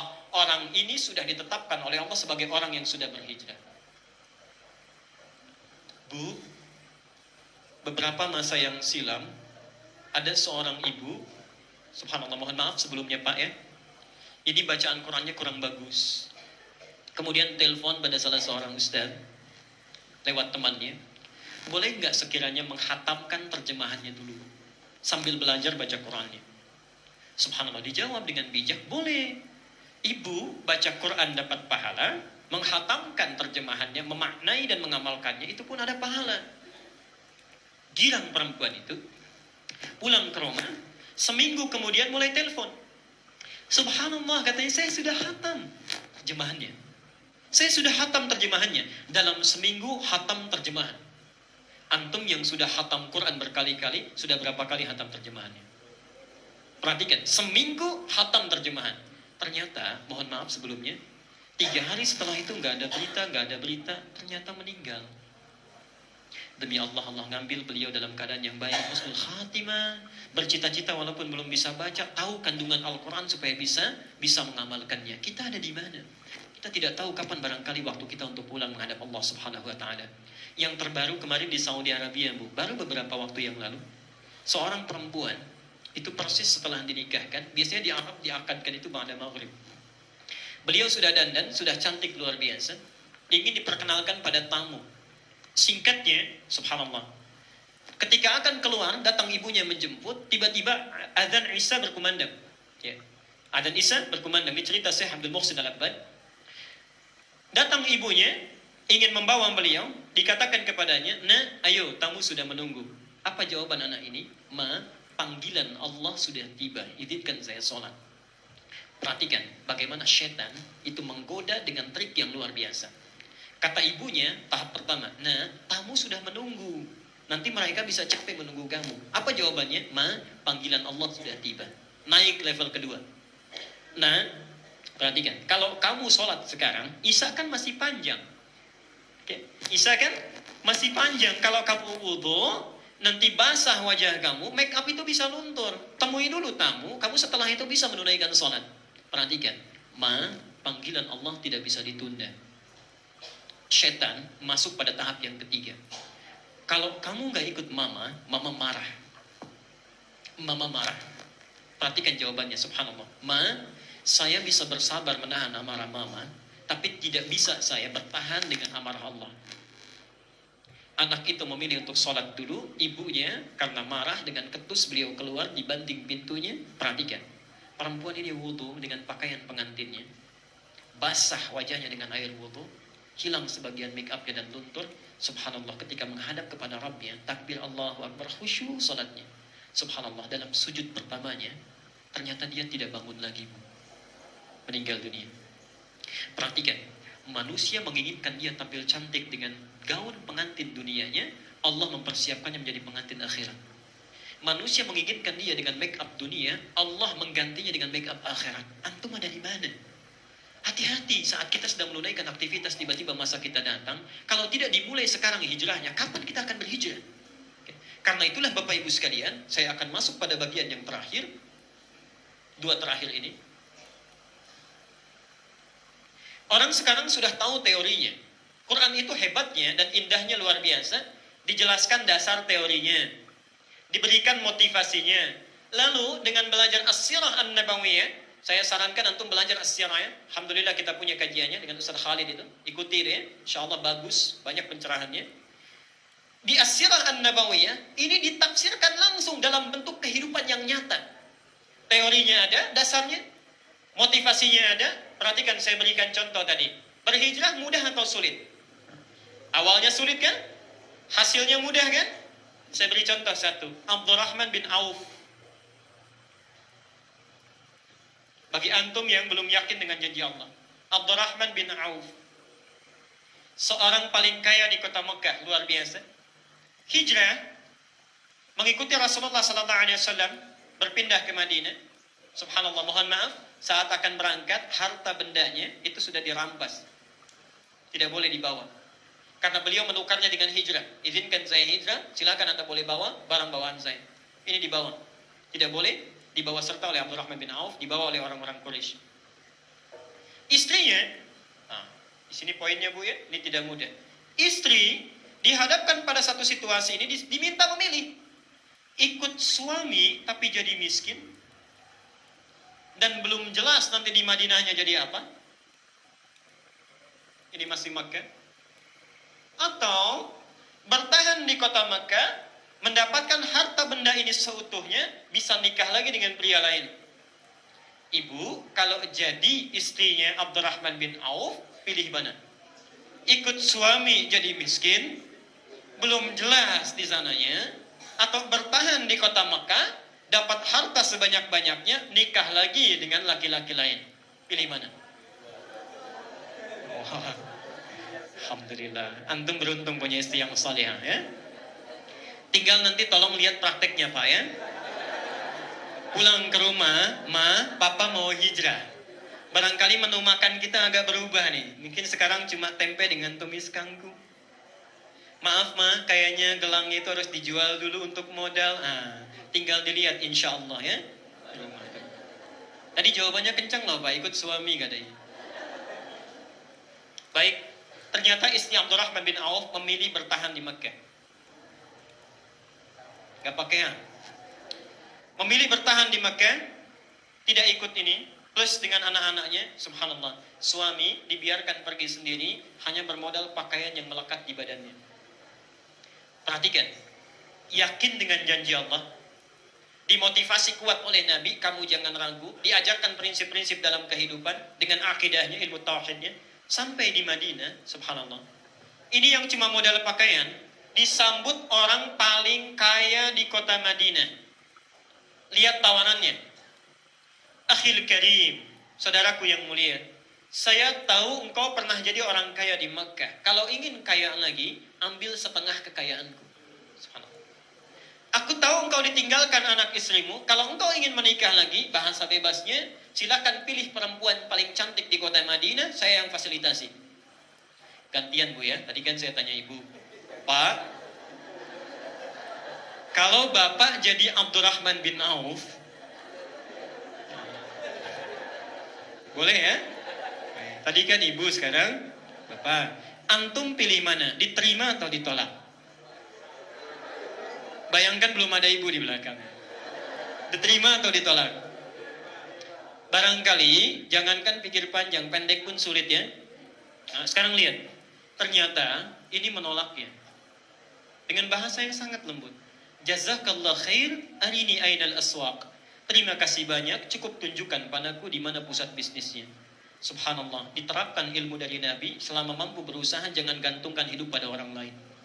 Demi Allah saya katakan, datang ke pusat bisnis, ini kan pakar bisnis. Jadilah beliau broker saat itu, ingin ada yang jualkan kambing, biar saya yang jualkan. Dengan ilmu manajemennya, marketingnya dijualkan. Misal, harga 1 juta dijual oleh beliau 1,2 juta misal. Keuntungannya dikumpulkan, beli kambing, jualan sendiri. 3 bulan, jadi orang nomor 3 paling kaya di Madinah. 3 bulan. Kalau ingin membayangkan, seperempat hartanya 80.000 dinar. Sekarang 1 dinar 2,5 juta kurang lebih. Bayangnya, setengah T dalam 3 bulan. 1 tahun, jadi orang paling kaya di Madinah, yang kapaknya saja terbuat dari emas. Kapaknya, bayangkan. Baru kapaknya. 1 tahun. Paling kaya di Madinah. Subhanallah, tidak pernah meninggalkan ibadah wajibnya. Jamaahnya di masjid, sunnahnya dijaga, siamnya jalan, tahajudnya jalan. Jadi orang paling kaya yang kapaknya terbuat dari emas. Antum, yang wajibnya kadang-kadang tertunda, sunnahnya kadang-kadang mohon maaf, ini dikerjakan kadang-kadang tidak. Merasa paling sibuk, saya tanya, sudah sejauh mana dibandingkan Abdurrahman bin Auf kekayaannya? Ada yang kunci mobilnya terbuat dari emas? Perhatikan. Jadi hijrah itu, walaupun awalnya sulit, Allah tidak mungkin mengingkari janjinya. Kalau antum mau, pasti dapat itu. Pasti dapat, saya katakan. Demi Allah, ada kebaikan di situ. Karena itulah Bapak Ibu sekalian, ini selesai. Karena itulah, pada tanggal, atau tahun 17 Hijrah, pada zaman kekhalifahan Umar bin Khattab, terjadilah satu peristiwa yang besar. Di sini kita akan berhenti dalam kurun waktu 10-15 menit. Terjadi peristiwa besar, pada saat itu Kekuasaan Islam itu sudah meluas, Bapak Ibu sekalian. Luas luar biasa. Bahkan penelitian terkini di zaman Nabi pun itu sebetulnya sudah meluas tanpa disadari sementara orang. Jadi kalau saya buatkan peta yang singkat, tidak mirip dengan aslinya ya, kurang lebih. Di sini ada Saudi Arabia sekarang, ya, wilayah Hijaznya. Ini ada Yaman sininya. Ya. Sini Afrika, ada Mesir, Afrika Utara. Ya. Kemudian di sini ada Libya, Tunisia, dan seterusnya. Sini Spanyol. Ini Prancis. Sini Italia. Kemudian di sini ada Turki, Asia Kecil. Sini ada Syria. Oke.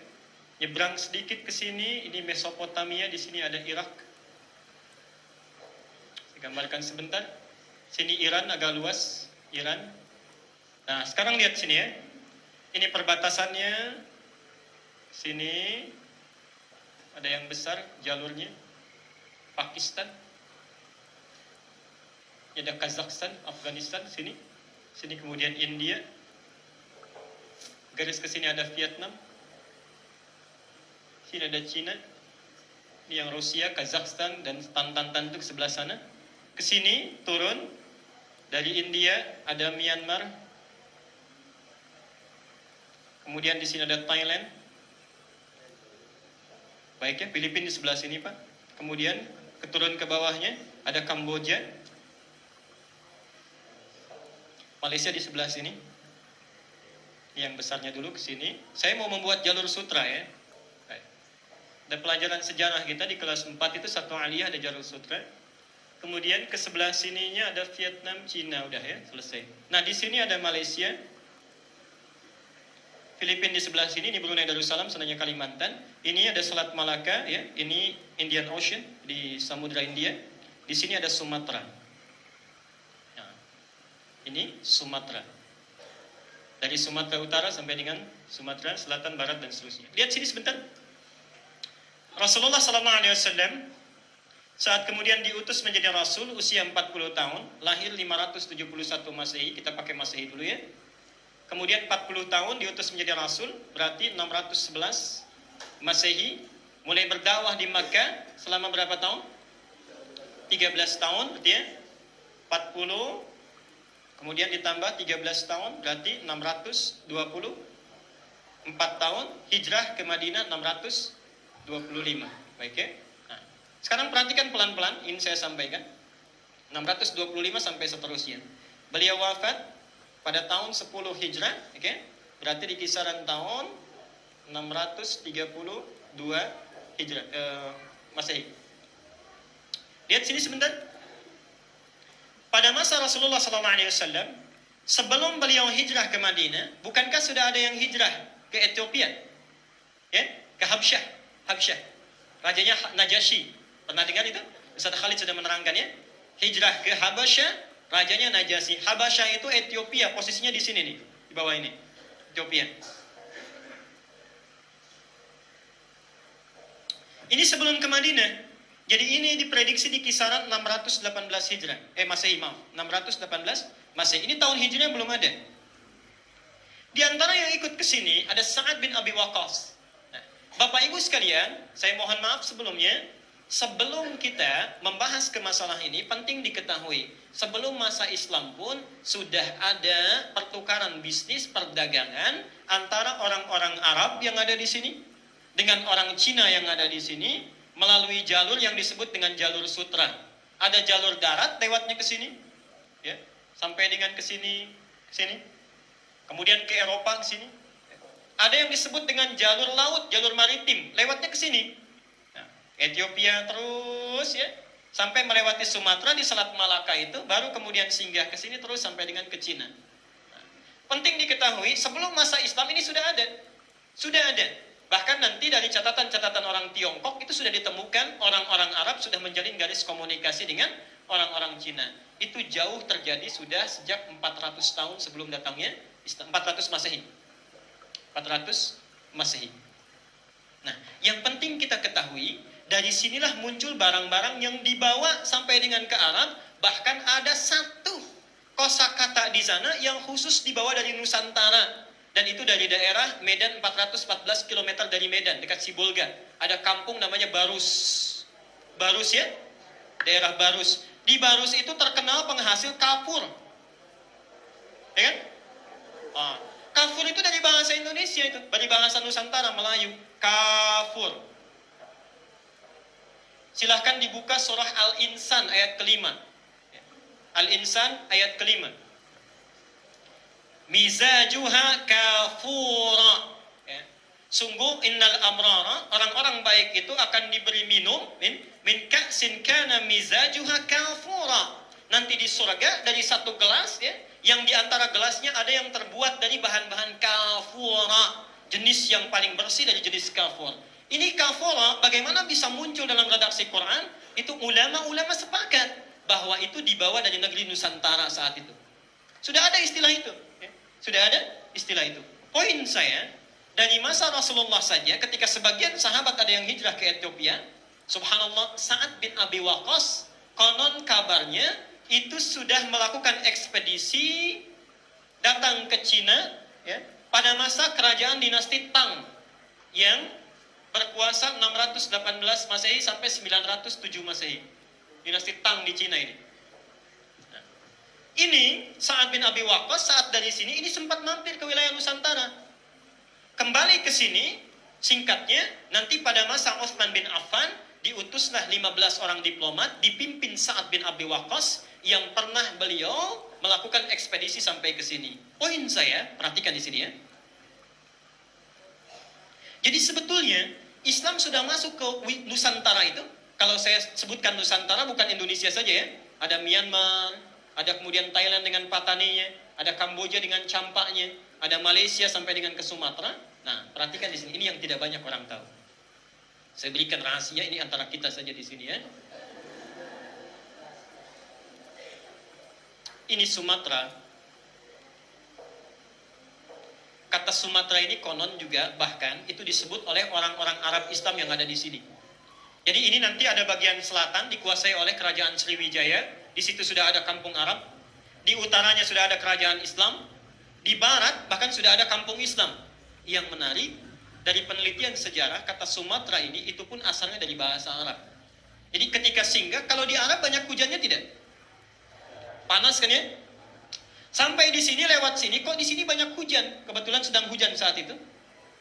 Yang punya, itu bahasa Arab disebut dengan dhu. Hujan itu matar. Dhu matar muncul ke sini, lisan orang sini menyebutkan dari dhu matar jadi Sumatera. Tidak pakai o. Dhu matar Sumatera. Dari sinilah kemudian muncul istilah ini. Jadi sudah sampai Islam ke sini. Pada abad ke-11, 12, 13 sudah ada di Gresik, ya. Ditemukan makam Fatimah binti Maimun yang di sini adalah makamnya Tursah, seorang perempuan yang sudah muslimah. Subhanallah, saat masuk ke wilayah Jawa Tengah, di antara Semarang sampai dengan ke Kudus ada daerah apa namanya? Demak, sama itu pun. Jadi ini keturunan yang dari sini, Maulana Malik Ibrahim atau Syekh Maghribi, ditugaskan pergi ke sini, itu adalah seorang ahli di bidang irigasi dan tata kota. Irigasi dan tata kota. Jadi maaf ya, Wali Songo itu jangan digambarkan orang-orang yang cuma bisa terbang, punya kesaktian, itu menghilangkan nilai-nilai Islam dan kehebatan yang ada di dalamnya. Itu sebetulnya mereka, para pakar yang dikirim, seterusnya nanti oleh Sultan Mahmud II yang ada di Turki, ketika dapat kabar dari Ibnu Battuta, ada orang-orang Islam yang sudah ada di sini, tapi maaf, tantangannya tidak mudah. Dikirim para tokoh ke sini, di antaranya ada Syekh Maghribi yang kemudian datang ke wilayah antara Semarang dengan Kudus, itu subhanallah daerahnya kering luar biasa. Ditata oleh beliau sampai punya tatanan air yang bagus. Kalau airnya turun sendiri itu dhu. Kalau airnya ditata dengan bagus sampai airnya ada, itu zi bahasa Arabnya. Zi. Air itu ma'un, ma. Ya. Kalau hujan matar, kalau air yang ditata ma'un. Di sini ada zima. Orang sana menyebutnya Demak sampai sekarang. Karena itu jangan heran kalau ke Demak dari arah Semarang, itu sebelah kanan sawah-sawahnya hijau, ada airnya bagus, jambu-jambunya diimpor, semangkanya tumbuh besar. Sebelah kirinya tidak kalah hebat, itu toilet terbentang terpanjang sedunia. Kali itu. Sampai ke awal Kudus.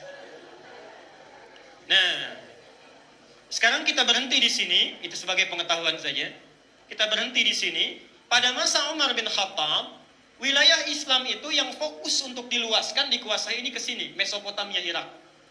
Iran, terakhir ke sini, ke Mesir dan Syria. Satu kali muncul kejadian di Irak, saya tidak akan menulis lagi. Ada surat yang diantarkan oleh Abu Musa al-Ash'ari dari daerah Basrah. Ada pengaduan, yang khalifah, wahai khalifah, atatsna risalah, telah datang kepada kami satu surat, maktubun fiha Sya'ban, tertulis di atasnya itu bulan Sya'ban. Wala nadri asy-Sya'ban fil madiyah am al-haliyah. Tapi kami tidak tahu, kata orang sana, ini yang dimaksud Sya'ban ini tahun yang lalu atau tahun yang sekarang. Jadi jangan-jangan ini perintah tahun lalu kami telat melakukannya, atau tahun sekarang yang harus kami lakukan saat ini juga. Subhanallah, disitulah dari situ Umar mendapatkan masukan seperti persoalan sepele, akhirnya dikumpulkan para pemuka sahabat saat itu, ada Ali bin Abi Thalib, ada Abdullah bin Mas'ud, ada Abu Musa al-Ash'ari, dikumpulkan seluruhnya termasuk Utsman bin Affan, dirundingkanlah kira-kira tiba saatnya saat ini menentukan kalender tahunan Islam menurut antum semua seperti apa bentuk kita. Ada yang mengusulkan gunakan hari kelahiran Nabi, seperti orang Romawi menggunakan hari kelahiran Isa. Ada yang mengusulkan gunakan hari wafatnya Nabi, tahunnya.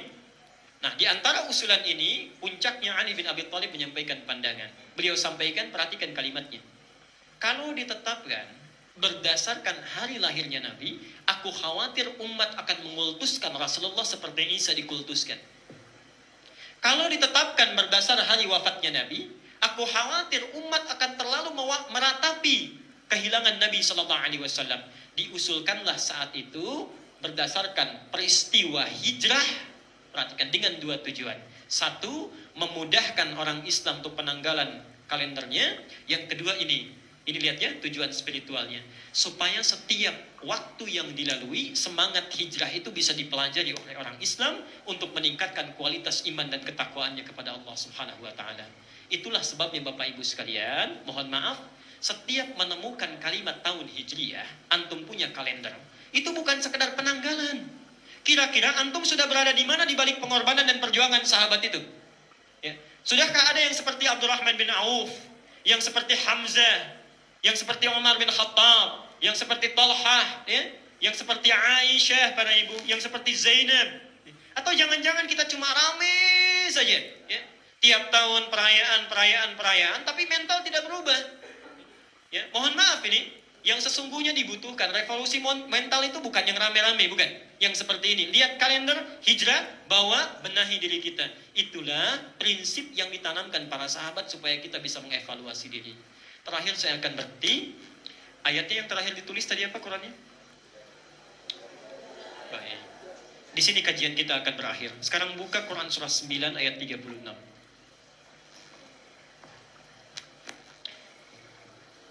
Inna iddatash syuhuri 'inda Allah 12 syahran fi kitabillah. Ini di antara mukjizat. Sekali lagi saya ulang, ini di antara mukjizat Al-Qur'an dari sisi pengetahuan ilmiah terkait dengan angka. Jadi Bapak Ibu tidak akan ditemukan di kitab manapun yang isyarat-isyarat ilmiahnya itu sedetil Al-Qur'an. Contoh, kata yaum di Quran yang menunjuk hari itu sama persis terulang sejumlah bilangan hari dalam setahun. Kata syahr, bulan, itu terulang persis sejumlah bulan yang ada setahun. Bahkan langsung disebutkan setahun 12 bulan. Di kitab lain tidak ada. Contoh, lautan dengan daratan luas mana? Subhanallah. Kalau Bapak Ibu mengeluarkan ayat-ayat di Quran, kalimat laut, bahar, dengan kalimat darat, bar, itu subhanallah, akan ditemukan presentasinya persis sejumlah hitungan yang nyaris detailnya sama persis dengan hitungan ilmiah sekarang. Berapa persen lautan, berapa persen itu daratan. Tidak ada di kitab lain kecuali di Quran. Kalau sudah seperti itu, mengapa kita sampai sekarang meragukan juga? Sampai kapan kita mau mendekat kepada Al-Quran?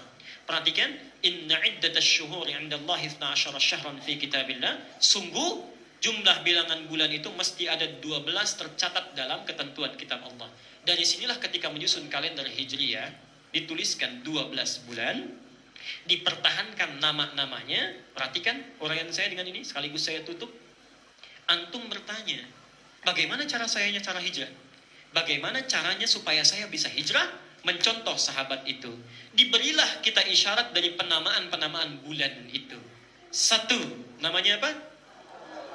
Baik. Perhatikan, bukan Muharram, tapi Al-Muharram. Jelas ya? Bukan Muharram, tapi Kalau disebutkan Muharram, itu artinya segala yang diharamkan. Mabuk, Muharram. Mencuri, Muharram. Makan harta riba, Muharram. Berselisih, Muharram. Bohong, Muharram. Nah, sekarang lihat rumusnya. Kalau antum ingin menjadikan keadaan menjadi bentuk waktu, maka tambah al di depannya. Al-Muharram. Ya. Waktu saat kita harus meninggalkan segala yang dilarang, diharamkan oleh Allah Subhanahu wa taala. Jadi kalau antum ingin mulai berhijrah, kenapa bulan pertama dinamakan Al-Muharram? Ada petunjuk di situ, mulailah dengan meninggalkan segala yang diharamkan oleh Allah Subhanahu wa taala. Jadi bulan ini bulan Al-Muharram, bulan muhasabah, bulan introspeksi. Sampai hari ini kalau antum mau hijrah, coba lihat diri kita. Apa yang Allah tidak sukai dalam diri kita? Coba hari ini keluar dari sini, keluar dari masjid ini, tolong masing-masing punya catatan ya di rumahnya. Gak usah orang lain tahu. Misal, lisan saya tajam, satu.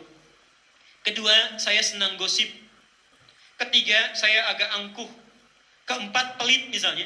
Bawa catatan itu, di Al-Muharram ini kita berusaha hilangkan semua sifat-sifat itu, kosongkan dari hati kita. Caranya mudah. Biasanya prosesnya tidak semudah yang diucapkan. Tapi sekarang gak usah tiap hari Pak Ibu. Saya berikan caranya, lebih mudah, gampang. Besok hari apa? Senin, antum bikin aturan, tiap hari Senin sifat jelek saya ini gak boleh keluar. Misal, bapak pemarah. Ya. Ketika satu hari di hari Senin, ada tetangga bikin kita emosi, langsung, oh ini hari Senin, besok marahnya Selasa. Itu insya Allah pelan-pelan tahan. Antum ibu mau ta'lim, orang ngajak gosip. Itu gimana tentang ini? Ini hari apa? Senin, besok aja Selasa bu ya. Di insya Allah itu dengan demikian akan cepat kita. Pelan-pelan, hilangkan itu semua. Kalau yang haram itu sudah hilang dalam diri kita, mohon maaf, kira-kira masih tersisa nggak?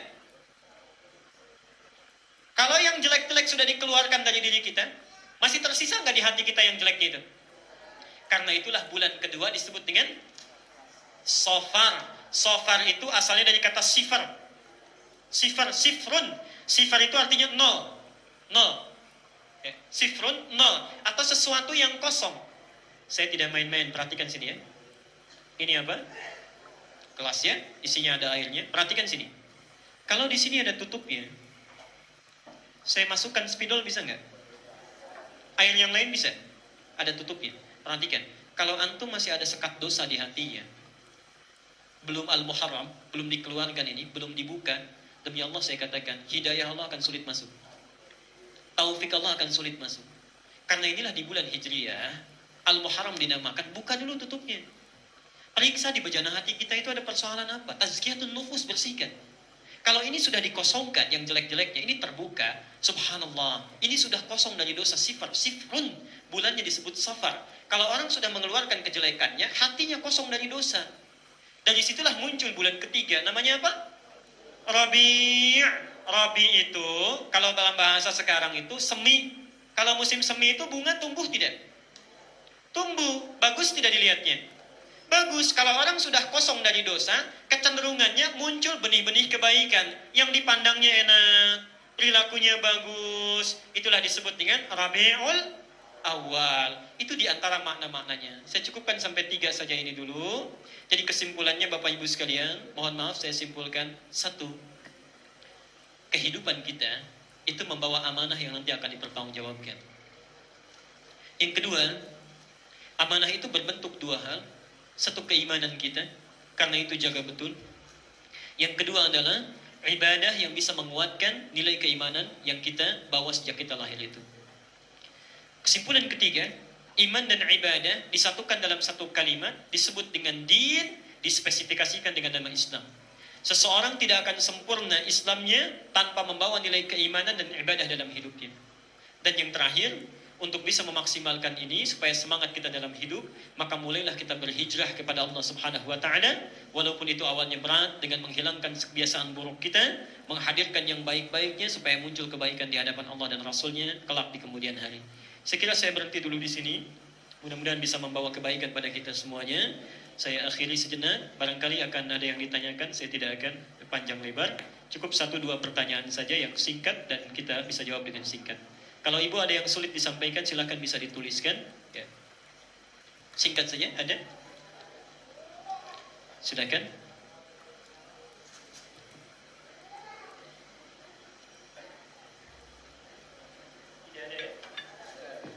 Ada, baik.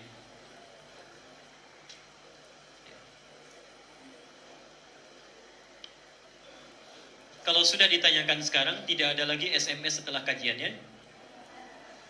Jazakallah khair.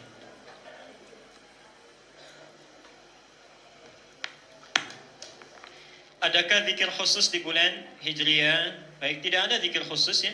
Tidak ada zikir khusus. Bahkan ayat Qur'annya mengatakan, lakukan zikir itu dalam setiap kesempatan kita.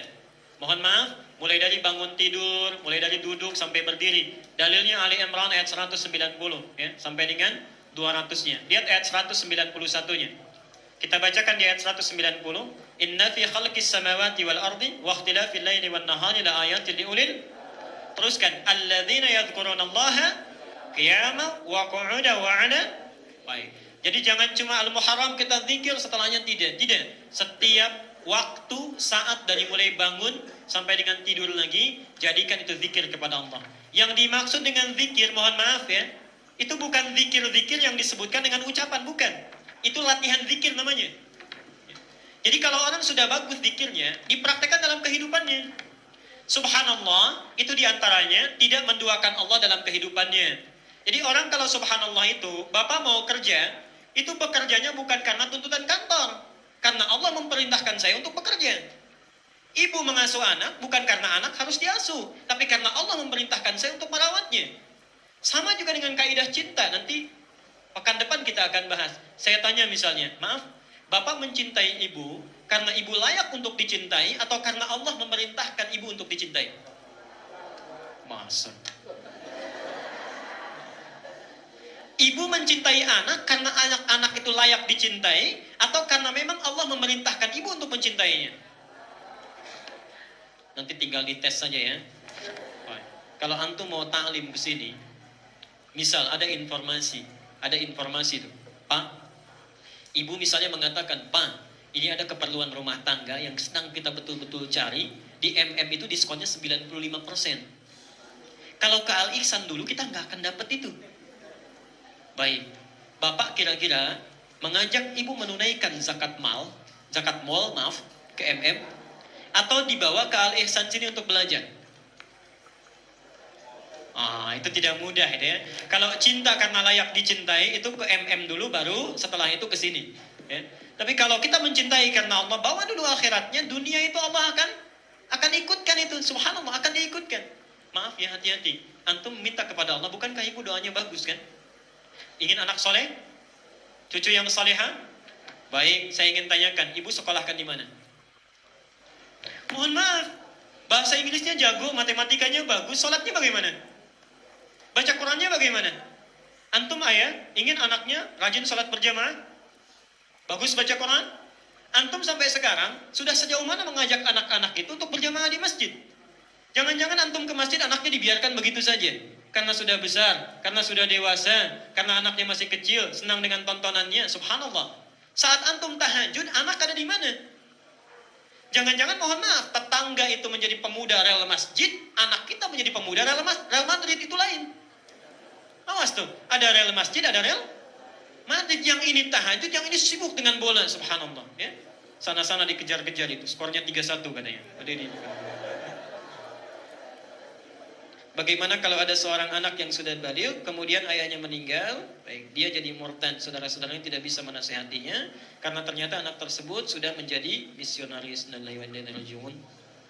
Apakah ayahnya nanti di akhirat tetap akan dituntut dan anaknya murtad? Bagaimana dengan saudara-saudara yang tidak menasihati saudaranya yang murtad itu karena takut akidah mereka jadi rusak? Ini termasuk bagian dari kisah nyata dan tidak tanggung-tanggung. Anak seorang kiai sekolah di pesantren, kisahnya nyata demi Allah saya katakan, ini bagian dari kisah yang lain. Pulang ke rumah debat dengan orang tua. Ini Pak ya, tolong belajarlah. Bagaimanapun anak, kalau salah itu perilakunya yang lembut. Nabi saja tidak pernah memanggil anak cucunya dengan panggilan yang buruk. Bunai, bunai, bunai. Walaupun sedang dalam perdebatan. Lihat bagaimana Nabi Yakub marah kepada anak-anaknya. Itu tingkatan tinggi itu. Pelanggarannya tinggi luar biasa. Tapi tidak pernah keluar kata-kata kotor itu. Ya. Bagaimanapun anak itu subhanallah. Marah di sini. Luar biasa marahnya. Sampai mohon maaf keluar kalimat yang tidak baik. Anaknya pergi kabur dari rumah. Keluar dari rumah padahal anak ini anak pesantren. Subhanallah tidak pulang, menyesal orang tua, dicari tidak ketemu. Akhirnya ditemukan oleh salah seorang misionaris. Mohon maaf, sedang terkulai layu, kelaparan, tidak makan, dibawa oleh beliau. Kemudian tiba-tiba dirawat di rumahnya, berubahlah akidahnya, bahkan menjadi tokoh penyebaran sentral agama lain. Perhatikan apa yang terjadi, bagaimana setan membuat satu situasi seperti ini. Nah, kalau ini didapati seperti situasi ini, ayah meninggal kemudian anak sudah berpindah menjadi agama lain, ingat betul, orang tua yang sudah mengajarkan pendidikan yang baik, agama yang baik, kalau anaknya sudah baligh, sepanjang orang tua sudah berusaha, itu sudah tidak ada sekat beban pertanggungjawaban lagi. Kalau anaknya sudah baligh, diingatkan, dipaksa, ini tetap ngeyel juga misalnya, apa yang dilakukan? Berdoa kepada Allah, sepanjang sudah diingatkan, mohon maaf, maka perilaku anak tidak menjadi bagian beban orang tua lagi. Tapi beban untuk dakwah, tanggung jawab dakwah itu tidak terputus. Selama hidup teruskan. Kalau ini kasusnya ayahnya sudah meninggal, maka dia tidak membawa dosa yang dibawa oleh anaknya. Kewajiban saudara tetap mengingatkannya. Ini saudara yang masih hidup ini, tolong diingatkan, dinasehati, sampaikan bagaimana orang tuanya mengandungnya, ibunya, ayahnya berharap dalam peluhnya dan sebagainya tiba-tiba keluar dari keyakinan yang baik. Caranya bagaimana? Lihat di Al-Baqarah ayat 6 dan 7. Perhatikan, innal ladzina kafaru, teruskan, sawa'un 'alaihim a'anzartahum am lam tunzirhum la. Jadi ada perilaku kafir yang sudah sulit diingatkan lagi. Malah ngajak berdebat, malah kita balik diajak kepada keyakinannya. Kalau sudah seperti ini kata Allah, kamu jangan ingatkan lagi karena capek nanti. Mulailah cara dakwahnya. Kenapa capek diingatkan? Ayat 7-nya. Khatamallahu 'ala baik. Wa'ala Risha. Baik. Perhatikan kalimatnya. Kenapa qulub didahulukan? Apa artinya qalbun? Baik. Satu yang tidak bisa dikuasai oleh manusia di antaranya itu hati. Kita bisa memaksa orang tapi hati orang tidak. Pemilik hati siapa?